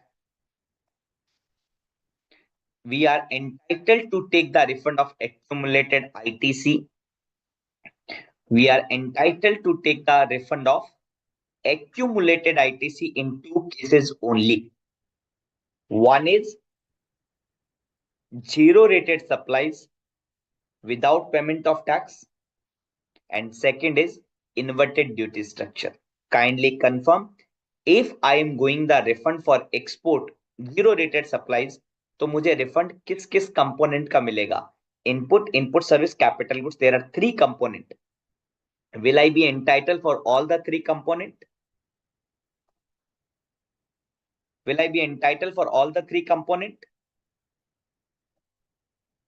अगर मैं zero rated supply कर रहा हूं under LUT, then will I be entitled for all the 3 component? नहीं. You will be entitled to take the refund of input and input service. Capital goods का refund आपको नहीं मिलेगा if you are making the zero rated supplies under LUT. Second point, if I am making the supply of goods, or if I am making the supply whether goods whether services which fall under inverted duty, I would be entitled to take the refund of input service, capital goods. क्या मुझे तीनों component का refund मिलेगा? Under IDS category, will I be entitled to take the refund of all the 3 categories? Answer is no. Only one component will be refunded. What is that? Input. You are not entitled to take input service and capital goods. ठीक है. So that we have discussed inverted duty yesterday. We have discussed in length. हाँ. Time limit 2 years. We have discussed doctrine of unjust not applicable. We have now come to the formula. Now come to the main part of the formula. 89.4. See, now very interesting discussion is started. It is very practical. Try to understand. I am the supplier, or I am exporter, or I am making the supply to the zero rated for advance for authorized operation. I would be entitled to take the refund of accumulated ITC. Yes, I would be entitled to take the refund for accumulated ITC for two component, input and input service. What is the formula? It says that turnover of zero rated supply of the goods plus turnover of zero rated supply of service divided by adjusted total turnover multiplied by net ITC. That's it. क्या है ये? This is the formula. अगर मैं export कर रहा हूं, अगर मैं जीरो रेटेड सप्लाईज कर रहा हूं under LUT, then I will take the refund of this much of the amount. What is the meaning of net ITC? Net ITC means ITC on account of input and input service. Input and input service. ठीक है. What is the meaning of turnover of goods and turnover of zero rated supply the services, and what is the meaning of adjusted total turnover? We will discuss. सबसे पहले हम turnover of zero rated supply the goods की बात कर रहे हैं. It says that whichever is lower. It is comparing two value. First is the value of the zero rated supplies of the goods and 1.5 times of like goods domestically supplied by the same or similarly placed supplier, whichever is lower. अगर मैं export कर रहा हूं और अगर मैं goods का export मतलब if I'm making the zero rated supplies of the goods, then it will always be having the upper cap in the value. Upper cap in the value matlab it could be max to max 1.5 times. Say for example, I am making the rice export. I am doing the export of rice. Okay. In the export market, I am getting the 500 rupees per kg. Okay. But when I am selling the domestically, the same rice, I am getting only 100 rupees per kg. For the purpose of the refund, my value of zero rated supply the goods will be restricted to 150 only. Similarly or same or like goods. इसी type का जो दूसरा मेरा rice है उसको मैं domestic market में 100 rupees per KG में बेचता हूं. If I am making the supply at 100 rupees per KG, max to max I can apply the refund by considering the value of export as rupees 150. even though I am getting 500, no issue. But आपको maximum refund कितना मिलेगा? 150 का. मतलब refund कितना मिलेगा? Considering the 150 as export. Is it clear? Now अगर turnover of zero rated supplies of the goods actual कितनी थी? 500, but for the purpose of the refund it is restricted to 150. ठीक है. Turnover of zero rated supply the service, इसको भी एक अलग method दिया कैलकुलेट करने का. What is the zero rated supply the service? इसको समझिए, try to understand. It says that it will be on payment basis. Payment basis means suppose I have done the export of service of rupees 500. Will my formula for taking the refund consider 500? No. मैं repeat कर रहा हूं. Assume that I have export the service of rupees 500. While making the refund application, will the 500 be considered as export of service? No. It is invoice of 500, but the turnover is payment basis. मतलब आपको कितना पैसा मिला है that will be considered. कैसे? अभी समझिएगा. कैसे? अभी समझिएगा. Just give me 1 minute. Zero rated supply the service will be aggregate of first कितना पैसा आपको ड्यूरिंग द रेलेवेंट पीरियड मिला. Let's say you are filing the refund application for the month of December 24. Then December 24 में कितना? Let's say you have received $1,000 or 1,000 rupees you have received. You will remove the amount for which invoice will be issued later on. Let's say you have received rupees 200 as advance. उसका अभी तक आपने supply नहीं किया तो remove 200. तो balance 800 will be counted for the purpose of refund. Now assume that in this month you have issued the invoice of rupees 120 for which you have received the advance in the earlier period. Let say आपको अक्टूबर में 120 का advance मिल गया था, but invoice अब आप issue कर रहे हो in the current tax period, then you will add 120. So what is the turnover for the purpose of refund? It is 920. Let me repeat again. आप कैसे कैलकुलेट कर रहे हैं? सबसे पहले देखिए कितना आपको अमाउंट रिसीव हुआ इस करंट टैक्स पीरियड में. Aggregate of the payment received during the period. Fine. Then you will add zero rated supply the service where the supply has been completed for which payment has been received in advance in any period prior to the relevant period. तो ₹120 भी आप add कर दो जिसका invoice आपने अभी current period में किया, but you have already received the advance. Then अगर आपने कोई एडवांस करंट टैक्स पीरियड में लिया है जिसका अभी सप्लाई देना बाकी है, तो रिड्यूस कर दो the advance for which the supply has not been completed. So let me explain again. I have received 1,000 rupees. Remove those which is only advance yet to complete the service. Add the invoice for which you have received the advance in the earlier period. This would be the total turnover for the purpose of filing the refund application. Now adjusted total turnover. Adjusted total turnover means turnover in the state or UT. Okay, excluding the service. So it means they are only taking the goods here, and service kitna hoga? Service they are saying you will not consider based on the tax invoice, you will consider based on the clause D above. So abhi aapne 920 calculate kiya na, you will add 920 in the adjusted total turnover, but you will exclude the exempt supply. You will exclude the exempt supply during the relevant period. क्यों exempt supply exclude करेंगे? Because your net ITC will be only will be the ITC which you are eligible and net of any reversal made. तो आप net ITC कितना लेते हैं excluding the ITC which is to be reversed as per the rule 42 43. तो turnover भी कितनी लेंगे? सिर्फ टैक्सेबल सप्लाईज का लेंगे, एग्जेम्प्ट का आप हटा देंगे. Now this clause is important. CIF versus FOB. What is the difference? Suppose I have exported the goods on CIF. CIF means cost, insurance, freight is included. I'm charging rupees 1 lakh dollar, which is inclusive of insurance and which is inclusive of the freight. In that case, my refund for the purpose, the value of the goods exported out of India shall be taken as FOB value declared in the shipping bill.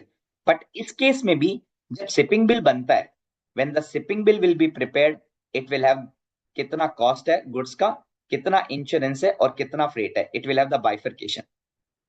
तो for the purpose of refund, what will be the cost indicated on the shipping bill, that will be counted, that will be used for the purpose of the refund. Even if I am sending the goods to out of India on CIF basis, I am receiving the money on CIF basis, but for the purpose of the refund, always FOB value would be counted. In the exams, it might be possible that yes, they can give that you have exported the goods on CIF and FOB value is this much. Please calculate how much is the refund. For calculation of the refund, you will consider the value of the goods exported out of India as FOB basis, whichever is lower. Now, there are two important clarification. See, मैं अभी export of goods की बात कर रहा हूं.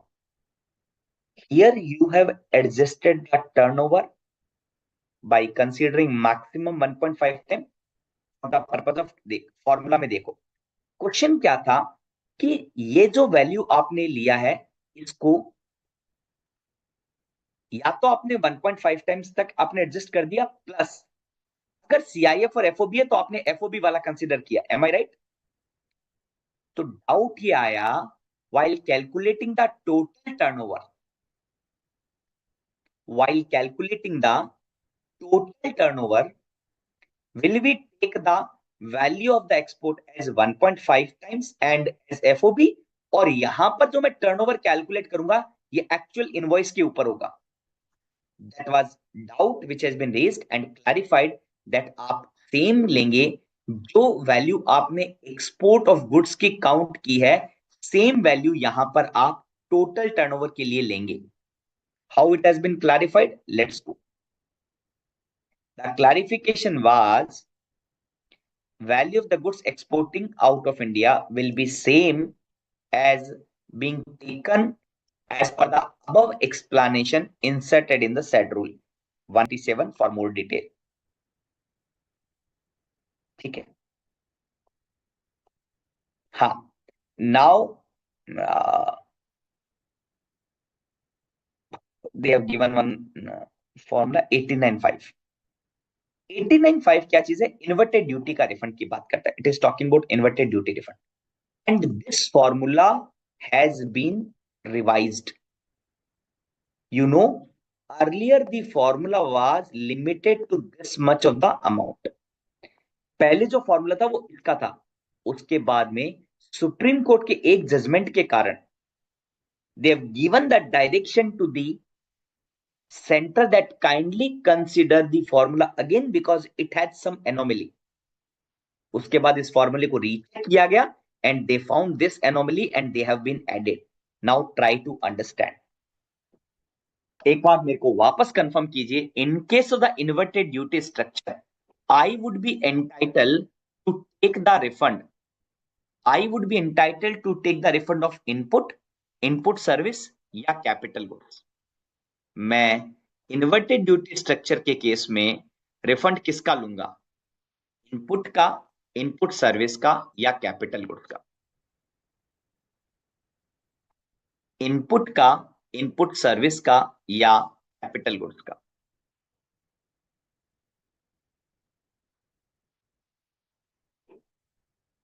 Answer is input only.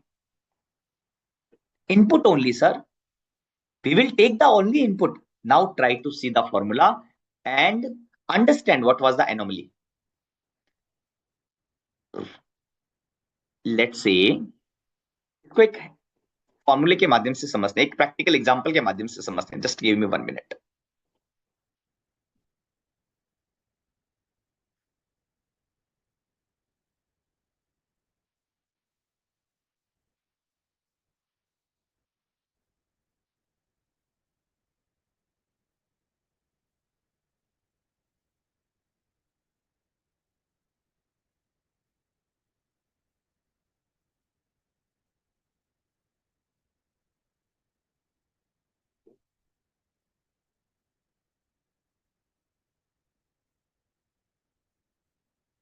Now I've given one example in front of you, and this is the formula. Assume that inverted rated supplies of goods is rupees 10 lakh.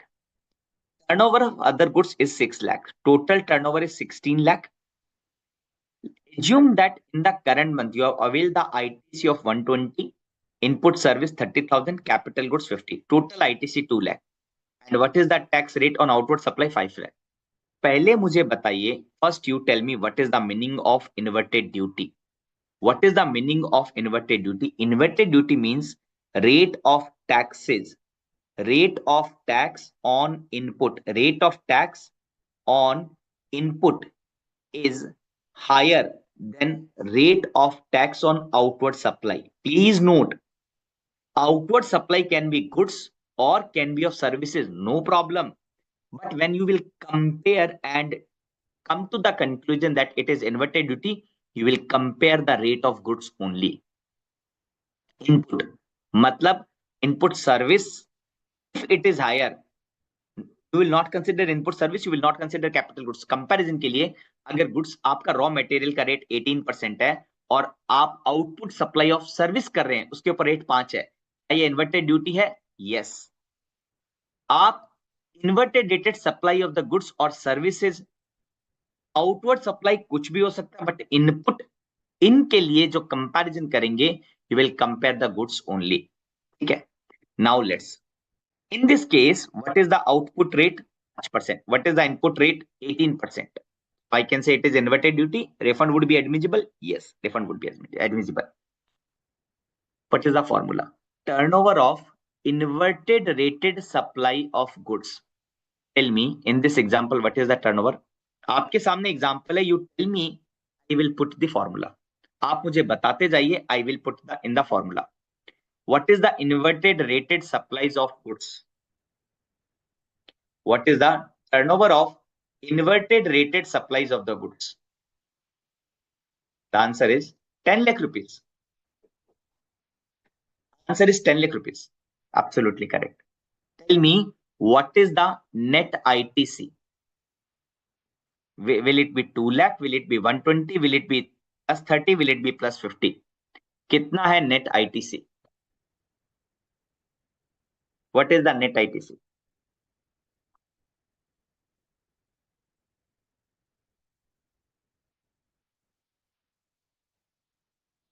Answer is 120. Because we know that in case of the inverted duty, we are only allowed to take the refund of input. We are not entitled to take the refund of input service and capital goods. So ये net ITC नहीं है, ये net ITC नहीं है. So this would be 1,20,000.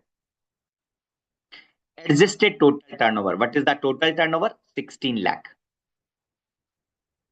Now tell me, minus tax payable on inverted rated supplies the goods. Do you think that do we need to pay any tax? See, what is the inverted duty? Rate on input is higher and then rate of outward supply. इसका मतलब इसके ऊपर कुछ तो tax बनता है ना, 5% and here 18%. So what is the value or what is the liability tax payable on inverted? So how much you tell me according to your thought? According to your thought, कितना tax बनता है on inverted rated supply? See, inverted rated supply means input is higher than outward supply का rate. Because outward supply is having some tax rate, so what is the tax rate? 5%. क्या turnover था? 10 लाख. कितना tax बना? 10 lakh into 5%. 10 lakh into 5%. कितना tax बना? 50,000. कितना tax बना? 50,000.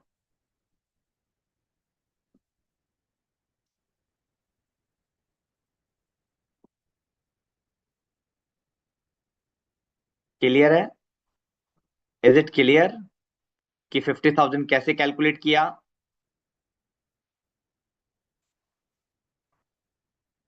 ठीक है. Now let's move further. Now let's move further. What is the net ITC? What is the amount of net ITC? Tell me what is the amount of net ITC? I have already written somewhere else in the formula. यहाँ पे लिखा था ना 120. So what is the net ITC? 1,20,000. Now, because of the anomaly pointed out by the Supreme Court, they have divided this ITC on input and input service. Please note, make a note that just by dividing input and input service, it does not mean that they are giving the refund of input service. What is the amount of refund that they have given? Net ITC is only 120. तो refund तो आपको सिर्फ input का मिलेगा, but because the anomaly has been pointed out by the Supreme Court, they have proportionate the total tax liability. कितना ITC input और input service के ऊपर है? एक बार देख के बताना कितना ITC input और input service के ऊपर है. This 120 plus 30, I can say 150. I can say 150. So क्या formula बना? Let's write formula once again. Then you calculate and tell me the amount. 10 lakh, 10 lakh divided by 16 lakh multiplied by 1.20, 1,20,000 minus bracket start 50,000 multiplied by 120 divided by 150. मुझे बताइए कितना amount आता है? Tell me how much is the amount of the refund? How much is the amount of the refund? Is it 35,000? एक बार calculate confirm total का बता दें मुझे. Are you think the total calculation का आउटकम 35,000 आएगा? So what is the refund amount? 35,000. This is the formula. This is the formula which it is given in front of you. Yes, absolutely correct. Maximum refund amount कितना मिला? 120 का total ITC था. Calculation के बाद में कितना मिला, it is 35,000। Is it clear to all? I hope it is clear to all.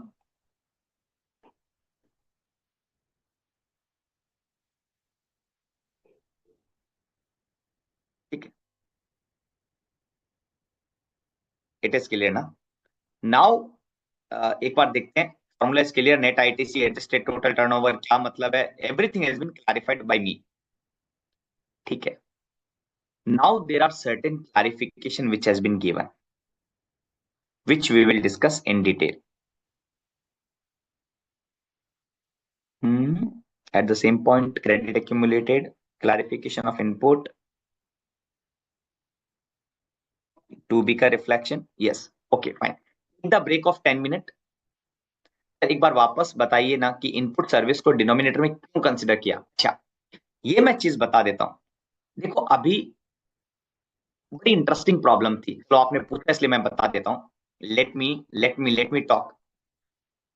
इस फॉर्मूले में इन ऐसा क्या था कि जो पहले यहां तक था तो इसको गवर्नमेंट ने कहा कि ये एनोमली है, इसको कोर्ट ने कहा ये एनोमली है, प्लीज करेक्ट इट।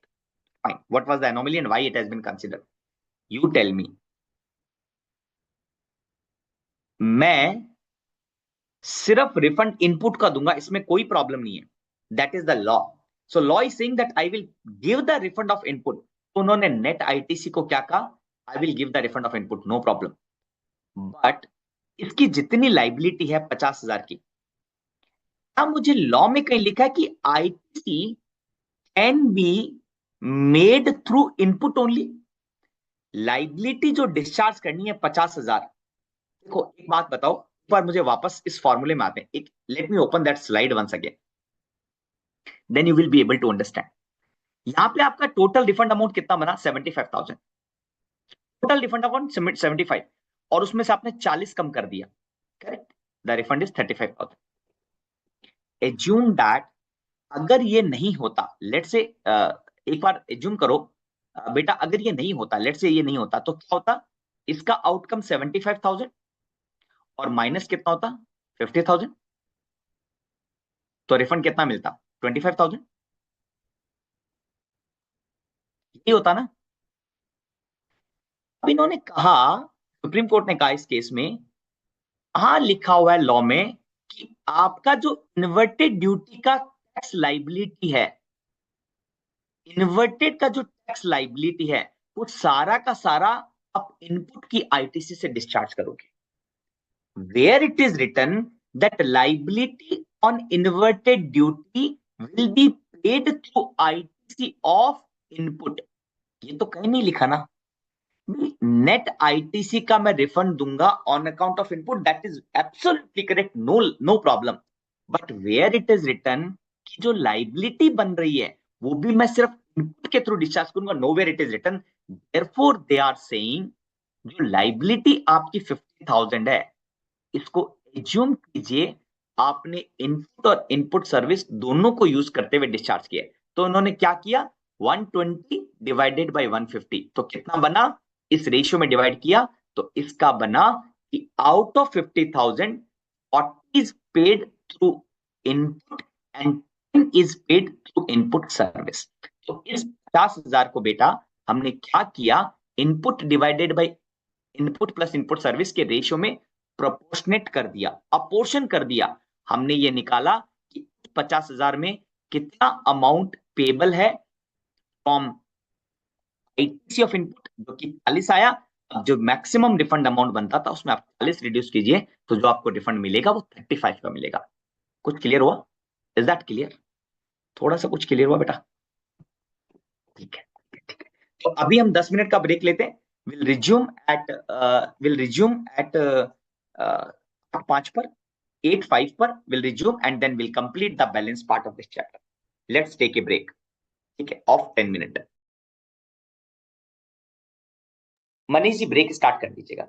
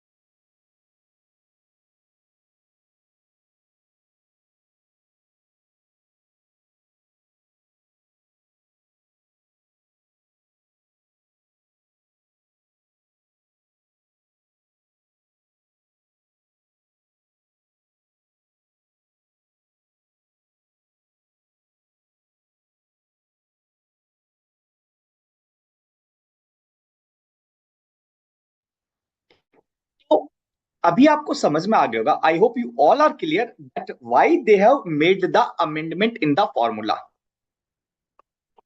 ठीक है, तो अभी आगे बढ़ते हैं। There are certain clarification which has been given, multiple clarification has been given। क्या क्या क्लैरिफिकेशन एक बार हम बात कर लेते हैं।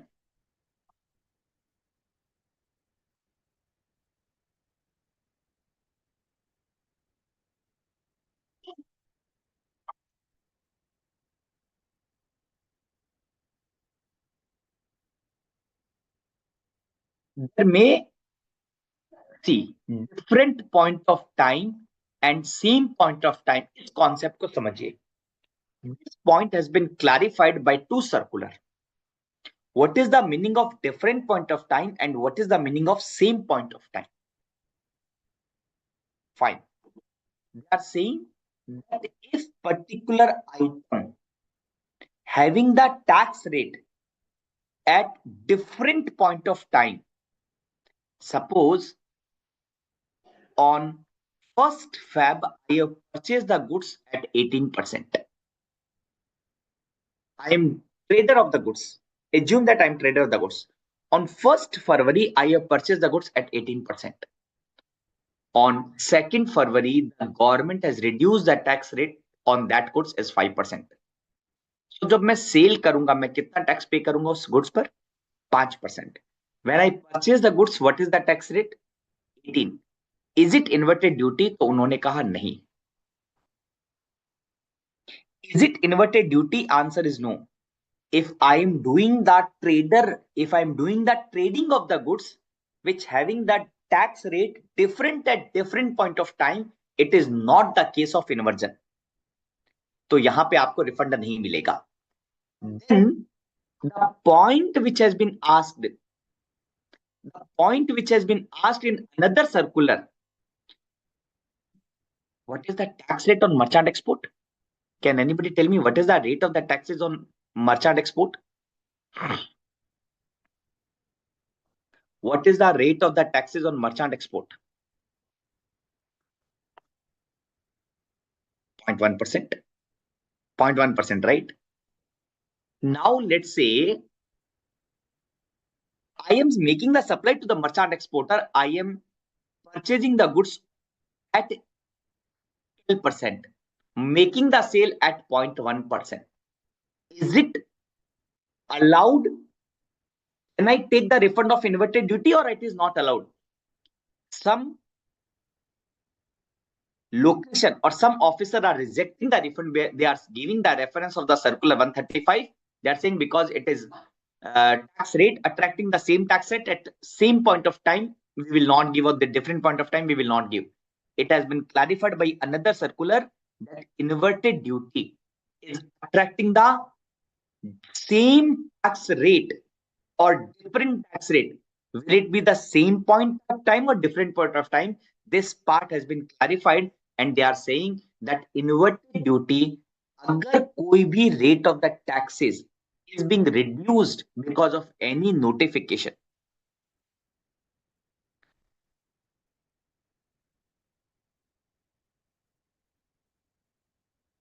then it is the case of inverted duty. तो उन्होंने एक रेफरेंस दिया, supplying the goods to the merchant exporter at concessional rate, then the same is eligible for refund under inverted duty. It has been clarified that in case when input and output being the same, attracting different tax rate at different point of time, not get covered in the 5432. I hope it is clear. Trader जो same input खरीदता है और same output sale करता है और different tax rate at different point of time में, it is not covered and inverted duty is being considering, जो मैं मर्चेंट एक्सपोर्ट की सेल करता हूं, that is also being considered inverted duty and eligible for refund. Now clarification on the input. ITC on the stores, spares, packing material, etc. on the ground that are not directly consumed in the manufacture, they do not qualify the input. On certain occasion, ITC on stores, spares, packing material, purchase for the machinery, repair, printing and stationery item is not considered as net of ITC on the ground that they are not directly considered. There are also instances where the stores and spares, although charged to the revenue account, are considered as capital goods. Therefore, the ITC availed is not included in net ITC, even though the value of the goods has not been capitalized in the books by the claimant. तो इस part के लिए क्या clarification आया था? They have clarified in this regard, it is being clarified that GST paid on input shall be available as long as he or she use or intended to use input for the purpose of business. No specific restriction on the availment of the such ITC anywhere else in the GST law. The GST paid on inward supplies of stores, spares, packing material shall be available as ITC if it is used for the business purpose, including zero rated, and if it is not restricted. इसका मतलब क्या हुआ? Stores and spares which has been expenditure not capitalized, which has been debited to the profit and loss account as revenue expenditure, cannot be held to be the capital goods and उसे मुझे net ITC में लेना है. I am not considering, it will not be treated that it is for capital goods, therefore net will be excluded. Answer is no. It has been clarified by one of the circular. Further, refund of the ITC to the extent of invoice reflected in 2B. Yes, that part is being clarified कि refund कितना मिलेगा जितना 2B में reflect हो रहा है.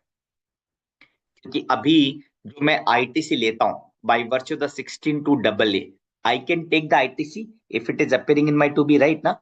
तो आपको रिफंड भी तभी मिलेगा, उस ITC का मिलेगा जब वो ट्रांजेक्शन आपके 2B में अपीयर हो रहा है. Refund of unutilized ITC on account of the export under LUT, SEZ under LUT or accumulation due to the inverted. What is the, in case of the refund of unutilized ITC on account of this, the maximum, see, now the new point. Let me open the slide and you will be able to understand in detail. What is the point? That when you calculate the refund, it will be the lower of below 3. कौन-कौन से 3 component है as per the formula? Second, the electronic credit ledger का balance on to date. Let's say I am applying the refund in the today date, 9th of Feb को मैं refund apply कर रहा हूँ, and I am applying the refund for the month of December 24. Then take the electronic credit ledger का balance on December 24. Take the balance as on the date of application. Whichever is lower will be the admissible refund. मेरे formula के according कितना आया? Let's say 35,000. But my electronic credit ledger for the month of December 24 is having only 25,000. And as on current date, my electronic credit ledger का balance is 20,000. See what will be the maximum refund? 35, 25 or 20, whichever is lower. ठीक है. Next point. अब जो ये 20,000 आपका refund बना, 20,000 आपका refund बना, ये रिफंड डेबिट कैसे करना है? ये रिफंड मैन्युअली, मतलब आपको एप्लीकेशन में आपको मैन्युअली एंटर करना पड़ेगा.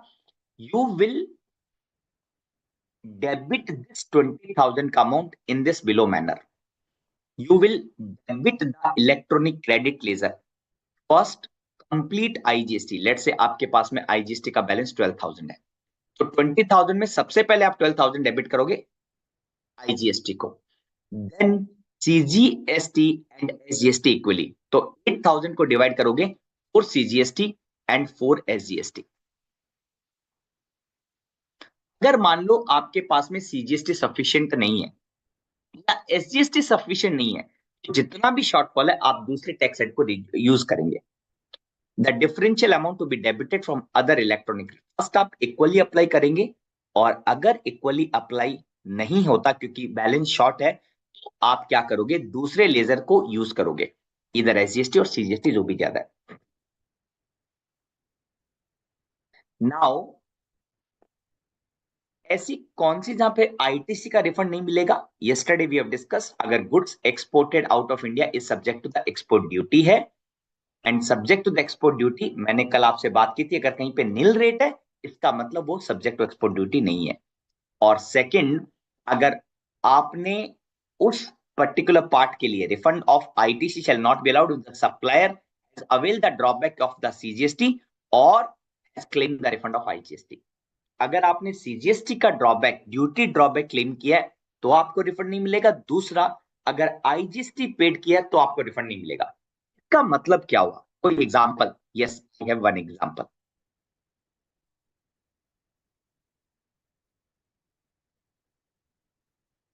I have one example for you.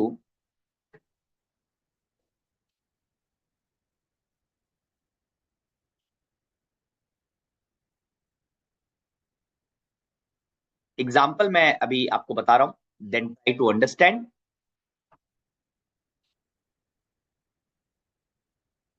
See, in this example, let's assume that I have the input का rate 28%, input rate on material B, material I am using 18%. My outward supply is 5%. Can I say it is inverted duty? Answer is yes, because this is higher, this is also higher. So my outward supply is at a lower rate. So it is inverted duty. And this I am making the zero rated supplies on payment of IGST. अगर मैंने zero rated supplies on payment of IGST किया है तो मुझे कितना refund मिलेगा? I would be entitled to take the refund of 5%. If I am doing the export on payment of IGST, I would be entitled to take the refund of IGST paid. I have received the 5% का refund from the government. If you see that I have the inversion, still if you see I have the inversion also. मतलब एक supply पर मैंने क्या लिया? Refund of export लिया, but उस refund को लेने के बाद में भी I have the inversion because I have paid 28 rupees, I have paid 18 rupees. मुझे रिफंड कितना मिला है? मात्र ओनली 5 रुपीज का। Therefore, is it inverted duty? Answer is yes. But can I take the refund of this balance part? Answer is no. Why? Why no? Go back. Section 54 subsection 3 says that Section 54 subsection 3 says that no refund of unutilized ITC if it is an export duty. No refund of ITC shall be allowed if I obtain the refund of IGST paid. बताइए, इस example में मैंने refund claim कर लिया ना? Please confirm, I have claim the refund of IGST paid. मैंने इस example में रिफंड क्लेम किया ना आईजीएसटी पेड का? यस। सेम ट्रांजेक्शन पर, on the same transaction, I would not be entitled to take the refund of accumulated ITC. This is the only point. I hope it is very, very clear. ये क्या कहना चाहता है? अगर आपका वो particular transaction आपने आईजीएस की रिफंड क्लेम कर लिया, then you cannot take the refund of ITC. Is this clear? एक बार कंफर्म करना।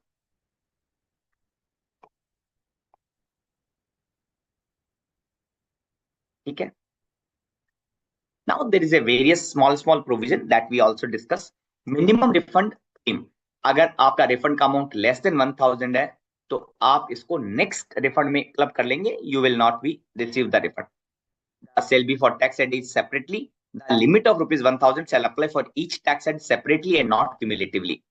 Further, the limit would not be applied in case of the excess balance in the cash ledger. Refund in case of the goods exported out of India, हमने काफी detail में discuss कर लिया. Yes, but only point, अगर मैं export करता हूं on payment of IGST, whatever I have paid the IGST, I would be entitled to take the refund. अगर गुड्स की बात हो रही है it is automatic route, but अगर सर्विस की बात हो रही है I have to file the refund application. But whatever I have paid the GST, I am entitled. So the liability paid, might be the liability paid might be because of the liability paid by me either by using the ITC of input or input service or capital goods, doesn't matter. I would be entitled to take the refund of entire liability paid. किस तरीके से पे किया है, कौन सी ITC को use करके पे किया, it is not matter. Therefore, yesterday I have told you that indirectly I am getting the refund of capital, ITC of capital goods.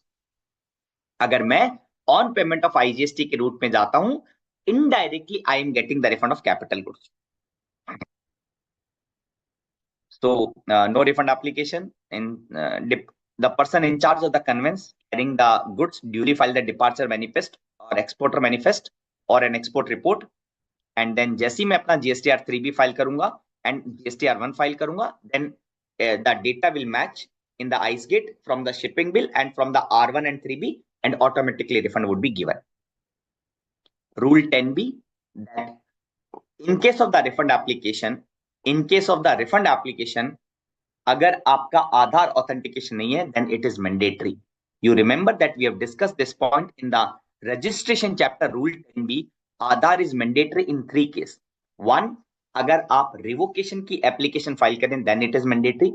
Second, अगर आप रिफंड की एप्लीकेशन फाइल करें under rule 89, that is refund of ITC. And third is rule 96, अगर आप tax paid के refund की application को file करें, it is mandatory. Division of the price का रिफंड हम ऑलरेडी डिस्कस कर चुके हैं, ठीक है. And processing of the refund claim automatically by the ICEGATE system custom refund कर देगा. Holding the refund we have already discussed, we will not repeat once again. Refund to the government of Bhutan on the export to the Bhutan. Try to understand what is this. Central government may pay the refund of IGST to the government of Bhutan on the export to Bhutan for such class of the goods as may be notified. Where such refund is paid to the government of Bhutan, the exporter shall not be paid any refund of IGST paid. Is it clear now? अगर मैंने भूटान को export किया और Bhutan government को Indian government ने refund का amount दे दिया, tax का रिफंड दे दिया, then will I be eligible to take the refund? उन्होंने कहा नहीं. Where such refund is paid to the Bhutan government, the exporter will not be entitled to take the refund. ठीक है. Circular 108. Yesterday I have clarified in detail. अगर मैं goods बाहर भेज रहा हूं और वापस नहीं ला रहा, then in that case the activity of sending or taking the goods out of India is not a zero rated supply. Circular 108. The supply would be deemed to have been taken place on the expiry of the 6th month. ठीक है, on the date of the sale. So मैंने कल आपको explain कर दिया, ये circular 108. I'm not repeating again here. Okay. Now let's say export of service. Rule 696 provide that application for refund exported out of India shall be filed and shall be dealt in accordance with the rule 89. A refund of ITC paid on export of the goods or service under Bondia letter of undertaking. Remember rule 96A. What is that rule 96A? I am giving the undertaking to the government that if I will not export the goods within how many period? अगर मैंने goods को export नहीं किया within how many period? Yesterday I have discussed this rule 96A.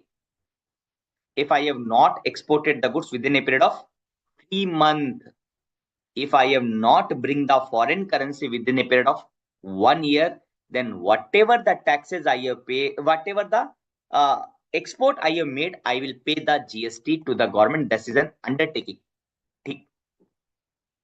Now there is one certain clarification. See, rule 96A क्या कहता है कि मैं 15 days की अंदर within 15 days I will pay the amount of taxes if I will fail to export within 3 months or I will fail to bring the foreign currency within 1 year.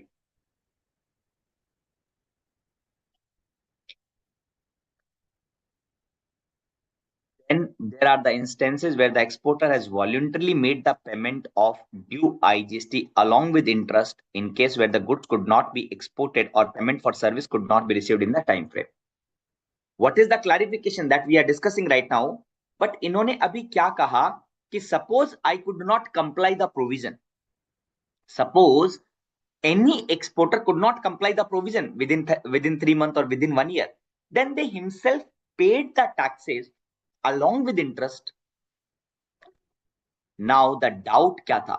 Doubt was as to whether subsequent to the export of the goods or realization of the payment, the said exporter are entitled to claim refund of ITC on account of export, but also refund of IGST and interest so paid in compliance with the rule 96A1. Doubt था क्या उसे refund मिलेगा सिर्फ accumulated ITC का, या he will also be entitled to take the refund of IGST paid and interest. Now, as long as goods are actually exported or payment is realized, even if beyond the time frame, the benefit of zero rated cannot be denied. तो पहला बात उन्होंने clarify किया, transaction तो zero rated माना जाएगा. Accordingly, it is clarified that in such case, on actual export, realization of the amount in case of export or service, the exporter would be entitled to take the refund in 54(3) if otherwise admissible. Now, further clarify that subsequent to the export of the goods or realization of foreign currency, the said exporter would be entitled to claim the refund of IGST so paid on account of the export of the goods not being exported or the payment not being received. However, interest का refund आपको नहीं मिलेगा. You will not be entitled to take the refund of interest. देखो यहां पर क्या हुआ, इन्होंने क्लैरिफाई किया कि 54(3) के कारण जो रिफंड बनता था वो रिफंड मिलेगा. Further I have exported on further I have paid the IGST, you are entitled to take the refund of IGST also. ठीक है, but you will not be entitled to take the refund of interest. Recovery of the goods, recovery of the refund, unutilized ITC or IGST paid where export proceeds are not realized. What is the rule 96B? Rule 96B says that अगर मैं foreign currency नहीं लाता, in case C, point to be noted, it is only in case of the goods. क्योंकि service के case में can I file the refund without receiving the amount? You tell me, can I file the refund without the amount being realized in the foreign currency? Answer is no. Answer is no, because I can file the refund only if the amount is received in the foreign currency, if it is a services. Therefore, this provision is applicable only for the goods. And I told you that अगर मैंने goods का export किया, I have applied the refund and ultimately I could not bring the foreign currency as per the time limit of EMA. तो मुझे क्या करना पड़ेगा? I have already explained. You tell me, if I have exported the goods, taken the refund, but amount is not being received in the foreign currency as per the time limit of EMA, what I should do? क्या करना है मुझे? हेमंत, ज्योति, जिनी, what I should do? I have to pay back the refund जो भी मैंने लिया ना, मुझे वो पे करना पड़ेगा, and along with interest. And this amount जो मैंने रिटर्न किया है, I can take back. See, try to understand. There are two situations. There are two time refund.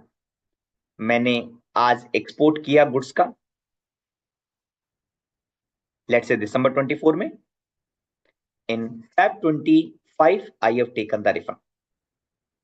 As per the time limit of FEMA, I could not bring the foreign currency. Then जो मैंने ये refund लिया है, मैंने वापस return कर दिया government को along with interest. Then let's say after 5 years, this amount has been received foreign currency में. तो जब ये रिसीव हुआ, उसके 30 दिन के अंदर जो आपने टैक्स कंपोनेंट वापस किया है, उसका रिफंड क्लेम कर सकते हो. Rule 96B says that proceed of the export of the goods must be realized in the time limit of FEMA. In case refund is recovered on account of the non-realization, मैंने government को वापस दे दिया, ठीक है, then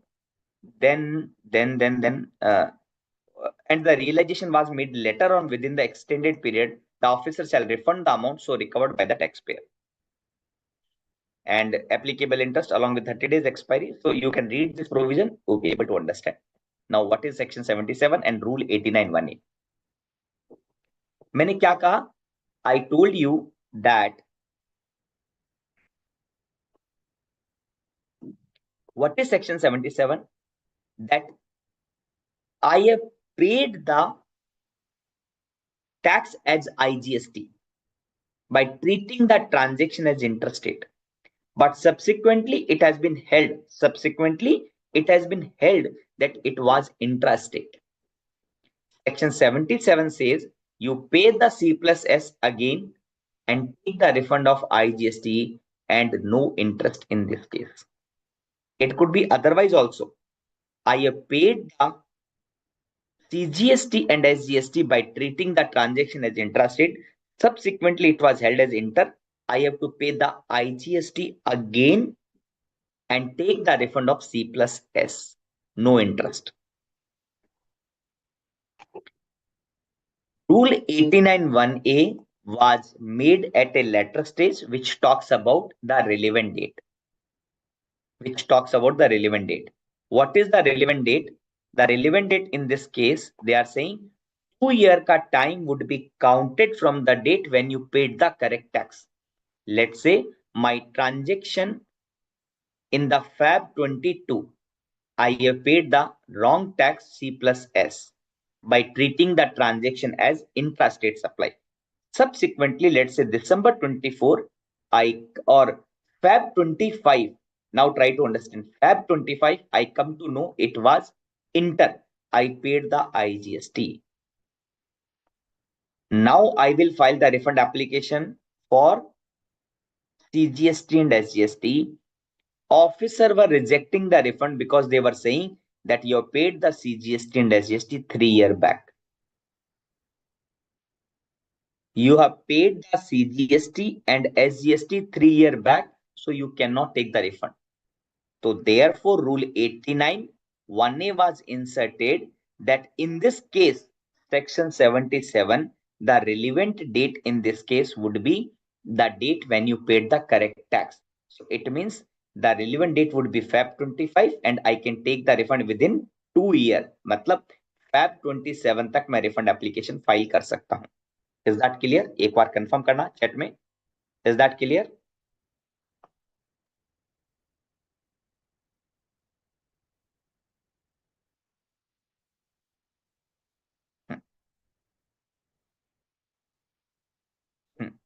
Fine. Now, a refund to the United Nations bodies, embassies, etc. Basically, UIN category के लिए refund. Refund to the UIN category. Supplies made to the UIN bodies and embassy may be exempted from payment of GST as per international obligation. However, this exemption has been given by way of the refund mechanism. So, supplies जब आप UN को कर रहे हो, उसको exempt नहीं किया United nation जो इंडिया में है, उनको एक नंबर अलॉट किया that is called as UIN. And please note UIN, whether UIN is a registered person. Please confirm whether UIN number is a registered person. Answer is no. We have discussed in multiple chapters that UIN is a number is being assigned only for the purpose of tracking and assigning, giving the refund. It is not considered as registered person. If you refer the definition of the registered person in section 2, it says that registered person does not include the UIN. It means UIN is not a registered person. ठीक है. Time limit is 2 years from the last day of quarter in which supply was received. So UIN, who suppose I am the foreign embassies, I have taken the UIN number. Then whatever I have received the supply in 1 quarter, I am entitled to take the refund within 2 years. Who is entitled to refund? So that can be specialized agency of United Nations, any multilateral financial institution, foreign embassy, consulate, any other person notified. So in exercise of the above power, following person has been notified. So they are saying the following any other class of the person as may be specified. So they are saying United Nation or international organization, foreign diplomatic mission or consulate in India has been assigned by using the power. Specified international organization means an international organization declared by the central government in pursuance of the Section 3 of the United Nations, to which the provisions of the schedule apply. In exercise of the power, can CSD, Unit and Canteen has Ministry of Defense has been notified as the person who shall be entitled to claim the refund of 50% of applicable CGST or IGST paid by it on all inward supplies. ठीक है. So now, for the purpose of said refund, can CSD shall apply the refund in the different prescribed manner once in every quarter electronically on the common portal. Such application shall be dealt in the manner of refund in RFD 1. A refund of the taxes paid by the applicant shall be available if inward supplies of the goods received from a registered person against the tax invoice and the details of supply has been furnished by the supplier in the GSTR1 and the supplier has furnished his return in 3B for the concerned tax period. Name and GST number of the applicant is mentioned in the tax invoice.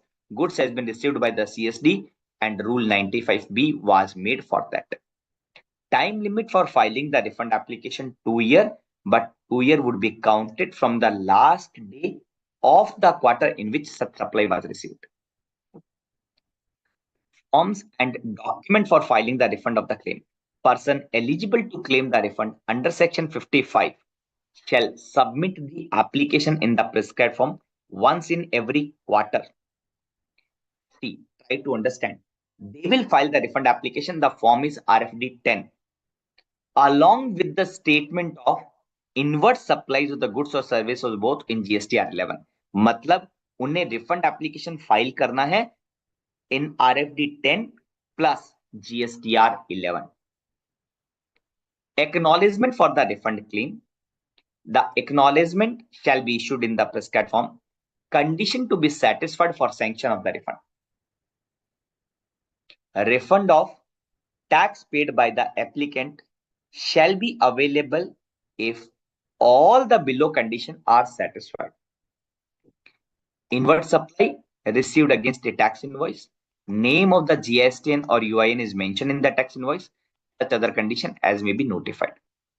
However, UIN number of applicant is not mentioned in the tax invoice. Refund of tax shall still be available if copy of the invoice duly attested by the authorized representative is submitted along with refund application. In other words, if UIN is not mentioned in the tax invoice, then refund shall be available on submission of attested copy of the invoice, the provision of Rule 92. Supremacy provision in case of inconsistency. Where an express provision in the treaty or other international agreement to which the President is a party is inconsistent with the provision of this rule, such treaty will prevail. We all know that if there is an inconsistency, obviously international agreement will prevail. That provision has been given in the Rule 95. Specified agencies notified under Section 55 entitled to refund of IGST paid on import of the goods. Section 55 provide the refund of the taxes paid on the notified goods or services by notified agency like UN, United Nations. Section 3 of the 7 parity between the IGST rate attracted on import of the goods and IGST paid on domestic supply. Therefore, on this principle of the parity, specified agency ought to get the refund of IGST. Now, कितना interest मिलेगा अगर refund delay होता है तो 6%. कितने दिन के बाद? After 60 days. Where any tax order to be refunded is not given the refund within a period of 60 days, then rate of interest would be 6% per annum. But if the refund is consequent to the order passed by the adjudicating authority, appellate authority, tribunal, or High Court, Supreme Court, then in that case, if refund has not been given within 60 days, the rate of interest will not be 6. In this case, rate of interest will be 9. Interest is payable from the date immediately after the expiry of the 6th 60 days. Other sanctioning interest on the delayed refund, where any interest is due and payable to the applicant under Section 56, the proper officer shall make an order along with the payment order in the prescribed form. Such order shall specify the amount, period of delays, and amount of the interest. Such interest shall be electronically credited to any bank account mentioned by the registered. What is the concept of consumer welfare fund? So एक बार मुझे quickly बताना, interest will be 6% या 9%. 9% का refund कब मिलेगा? When the interest will be entitled to 9%, in which case आपको refund along with interest, rate of interest 9% कब होगा? इंटरेस्ट का रेट 9% कब होगा? If the refund is because of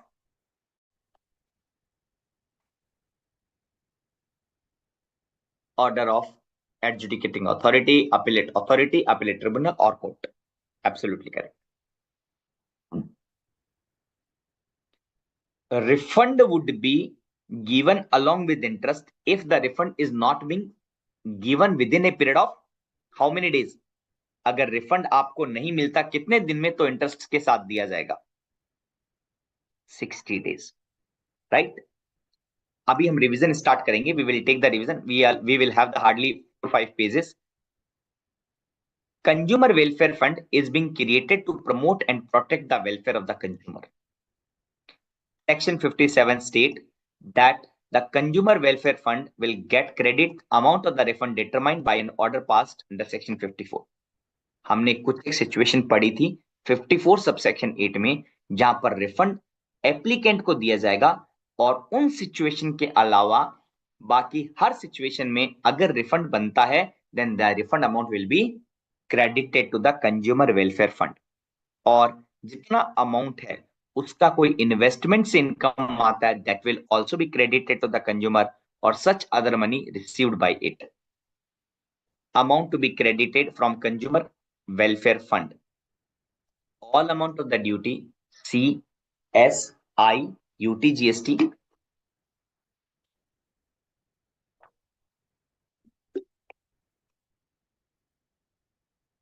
or any income along with other money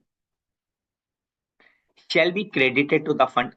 Amount equal to 50% of the amount of the IGST shall be deposited in the fund. Amount equivalent to 50% of compensation cess shall be deposited in the fund. Amount having been credited to the consumer welfare fund, order or director is payable by the proper officer shall be paid from the fund. Any amount having been credited to the consumer welfare fund, ordered or directed as payable to any claimant by order of the proper officer.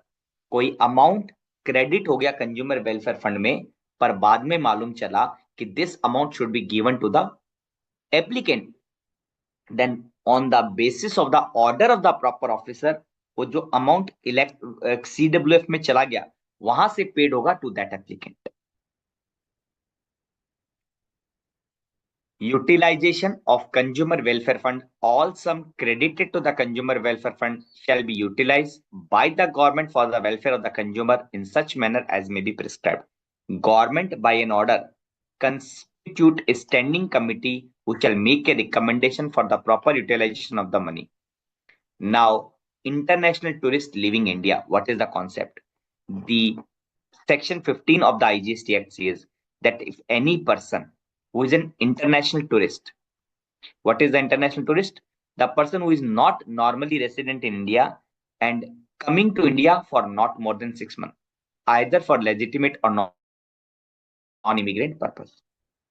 Very important, अगर वो international tourist जब India छोड़ के जाता है और अगर कोई गुड्स साथ में ले जाता है, then section 15 says that he is entitled to take the refund. But problem is as of now the manner, procedure and the forms has not been prescribed. So अभी तक सेक्शन 15 का रिफंड नहीं दिया जाता.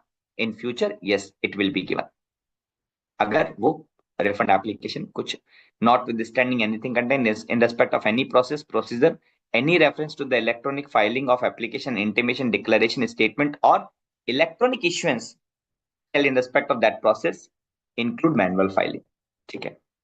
Now clarification in respect of the certain point. ठीक है, एक minute दीजिए मुझे. An advance is received by a supplier for a service contract, which subsequently got cancelled. Supplier has issued the invoice before the supply the service and paid the GST thereon. Whether he can claim the refund of the taxes paid or he is required to adjust his liability in the return. Got my point? एक supplier of the service है, उसे advance मिला, उसने उसका tax invoice issue कर दिया, tax government को पे कर दिया, वो कॉन्ट्रैक्ट कैंसिल हो गया.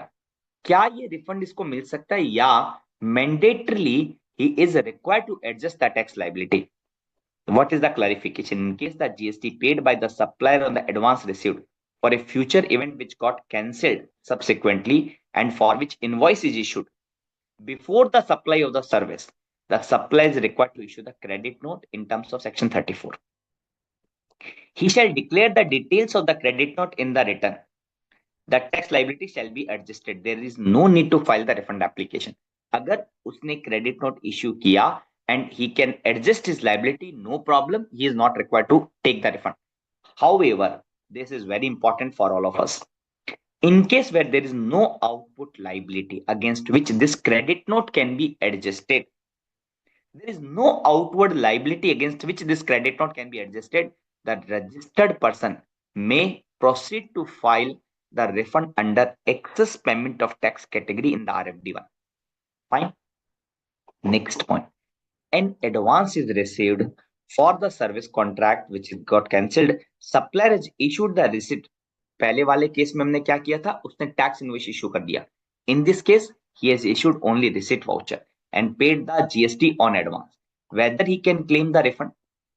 In case the GST paid by the supplier on the advance received, which got cancelled subsequently and for which no invoice has been issued, he is required to issue the refund. तो यहां पर credit note नहीं आएगा, but यहां पर concept क्या आएगा, refund voucher. Again tax payer can apply for the refund on such advance by filing the RFD1 under the category of excess payment of tax. Third point, goods supplied by the supplier under the cover of tax invoice are returned by the recipient. Whether he can claim the refund of taxes paid or he is required to adjust his tax liability. Again, in such case, जो भी उसने goods return किया है, जिसके regard में उसने credit note issue किया है, then he can adjust the liability by which credit note. Same बात, अगर वो आउटवर्ड लाइबिलिटी नहीं है, उस क्रेडिट नोट की अमाउंट को एडजस्ट करने के लिए he can go for the refund. This part has been clarified in circular 137, by which our chapter is completed. Now let's me move. If you have any question, you can unmute and ask the question. Otherwise, we will discuss the we will have the quick round of the question answer. तो हमारा export के chapter को इसको cover करेगा. Shall we start or you have any question? Shall we start or do you have any question? If you have any question, you can ask. Fine. चलो start करते हैं. Give me any one example of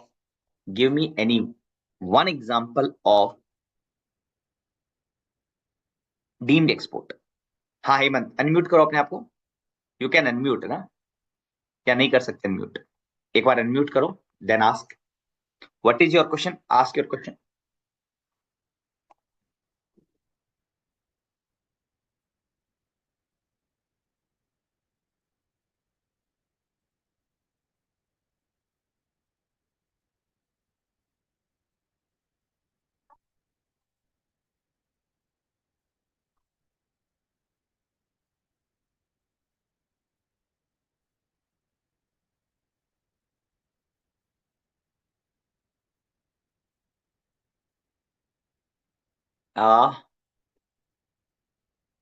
आप unmute करके पूछ रहे हैं या आप चैट करके चैट पे पूछेंगे? Please confirm.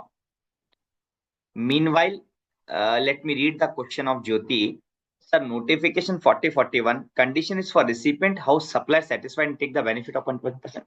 नहीं, कुछ कंडीशन सप्लायर के लिए, कुछ कंडीशन रिसिपिएंट के लिए. कंडीशन सप्लायर के लिए क्या है? Supplier has to check whether recipient is registered under export promotion council और नॉट. ठीक है. supplier has to ensure to get the copy of the purchase order and also ensure that copy of the purchase order has been submitted to his tax officer. Supplier has to ensure that the recipient, after exporting, he is getting the shipping bill ka copy. So it is a mixed condition. Some part to be confirmed or some part to be complied by the recipient, some part to be complied by the supplier. Now the question of Hemant, if the customer return the item after making the payment including taxes. Unmute करो Hemant, unmute कर सकते हो अपने आप को, just confirm. अगर नहीं तो फिर मैं ट्राई करूंगा यहां पे आंसर देने का. No problem. Now your question is, मैं एक बार जो समझ पा रहा हूं, लेट से मैंने आपको टैक्स इनवॉइस इश्यू का 1,00,000 रुपए का जिसके ऊपर जीएसटी मैंने कलेक्ट किया, लेट से 10,000 रुपीज. ठीक है. Now you have return the goods after the expiry of the 2 year, let say can I issue the credit note? Answer is no. आपने मुझे रिटर्न कर दिया, ठीक है, तो मैं आपको कितना रिफंड करूंगा? Only 1 lakh. Will I refund the 10,000? Answer is no. यहां तक क्लियर है? यहां तक क्लियर है ना? अब क्वेश्चन ये आता है कि क्या आपको रिफंड मिलेगा टैक्स का? मेरे हिसाब से 100% यस. मेरे हिसाब से 100% yes. Exactly similar example is being given by the CBIC refund for long term insurance policy, refund bye unregistered person for purchase of the flat. Same example है, बिल्कुल सेम सिचुएशन है. They are giving the refund to unregistered person in this case because time limit to issue the credit note has been expired. So therefore, in my view, recipient is 100% entitled to claim. The only problem, process is not being defined. The process is not being defined, but आप manual refund application file करो. अगर process नहीं है, manual file करो. या अगर आप unregistered हो तो अनरजिस्टर्ड पे तो ऑलरेडी प्रोसेस बना दिया. और अगर आप रजिस्टर्ड है, लेट्स से, तो file the refund application under access payment of tax. You would be definitely entitled. ठीक है. कुछ क्वेश्चन की बात कर लेते हैं. Let me ask some question. If I have paid the tax by treating the transaction as intrastate and subsequently it held to be interstate, I need to pay the tax, correct tax again and take the refund of wrong tax. Tell me, do I need to pay the interest? Tell me, do I need to pay the interest? Answer is, do I need to pay the interest? No. In the section 77, interest is not applicable. Point number 1. Tell me second is, the time limit of 2 years in this case will be applicable from the taxes, wrong taxes paid या from the date of correct tax paid. यहाँ पे जो 2 साल apply होगा refund के लिए, relevant date से 2 साल का टाइम लिमिट है, that will be from the correct tax paid या from the wrong tax paid? Answer is date of the correct tax payment. ठीक है. Tell me, if the rule 9 LUT, letter of undertaking, is an undertaking. Letter of undertaking is an undertaking that if I have exported the goods, it should be exported within 3 months from the date of invoice, or if it is a service, it is bring the foreign currency within a period of 1 year. अगर मैं ये नहीं करता, then what I should do? If I am not doing this, I am failed to do, then what I will do? अगर मैं 3 महीने में export नहीं कर पाता या मैं 1 साल में फॉरेन करेंसी का रियलाइजेशन नहीं लाता, in that case I need to pay the tax along with interest. And whenever I bring the foreign currency, whenever I will export, can I take the refund back? Can I take the refund back of this taxes paid? Can I take the refund of interest also? Will I get the refund of interest also? Tax का refund तो मिल जाएगा sir, but interest का refund आपको नहीं मिलेगा. Tax का refund तो मिल जाएगा, but you will not be entitled to take the refund of interest. accumulate. What is the concept of inverted duty? Inverted duty what is the meaning of inverted duty? What is the meaning of inverted duty? Inverted duty means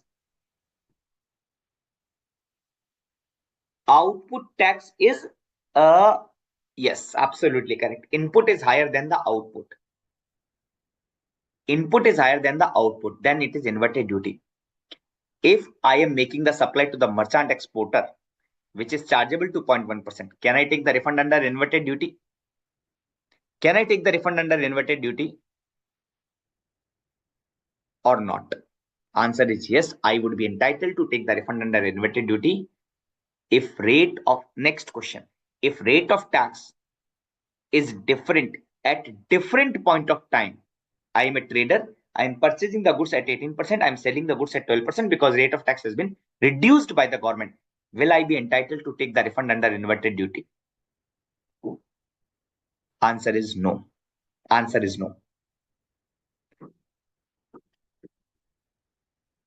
The formula of inverted duty structure, refund of inverted duty structure has been amended. Can you tell me the formula? Is it possible to read formula? Fine, no problem. You just tell me whatever you can recall. जितना भी आप recall कर सकते हो, please tell me. No problem, beta. I do agree. बहुत लंबा formula है. Let me tell you, net ITC multiplied by inverted duty sale divided by total turnover, then minus within bracket tax payable on inverted. यहां तक पहले formula खत्म हो जाता था. अब इसको एक्सटेंड कर दिया, इसको प्रोपोर्शनेट करना है. Net ITC divided by ITC on input and input service. ठीक है. एक बात मुझे बताइए, एक्सपोर्ट ऑफ गुड्स का रिफंड जब मैं अप्लाई करता हूं under accumulated ITC in case of the export of the goods, then the turnover export of the goods will be considered the total sale, actual sale, and domestically supply the same goods or by another supplier maximum kitna, up to 1.5 times, up to 1.5 times. And same अगर मैं exports करता हूं CIF में, तो मुझे refund के purpose के लिए सीआईएफ लेना है या एफओबी लेना है? Answer is FOB. Answer is FOB.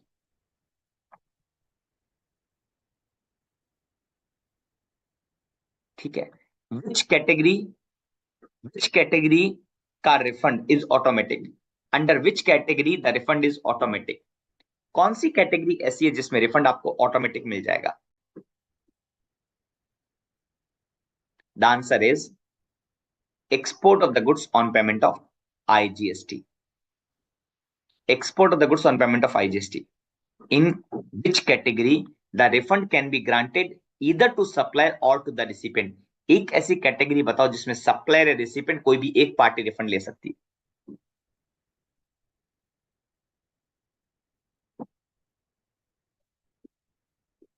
Deemed export. Deemed export. Fine.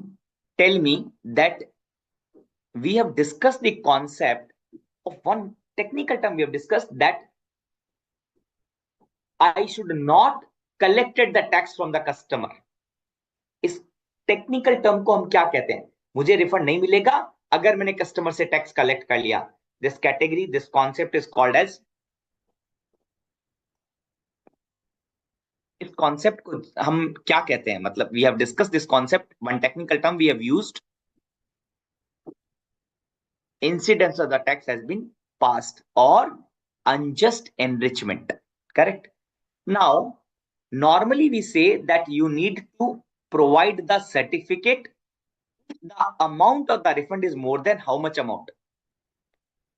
अगर रिफंड का अमाउंट इस फिगर से ज्यादा है, refund is more than this much of the amount, then you need to provide the certificate for that. What is the amount? 2 lakhs. What is the amount? 2 lakhs. What is the relevant? So what is the time limit to file the refund application within how many years from the relevant date?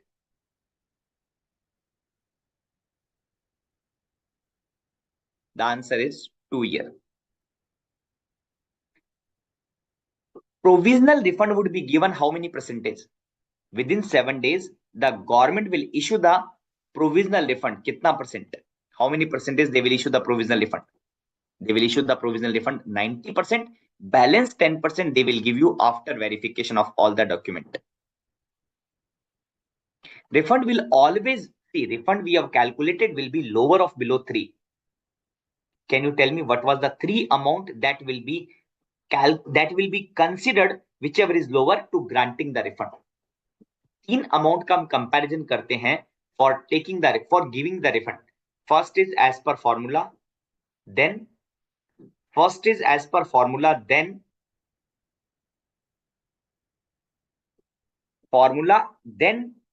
yes, electronic credit ledger on the date of refund application, electronic credit ledger for the tax period, whichever is lower.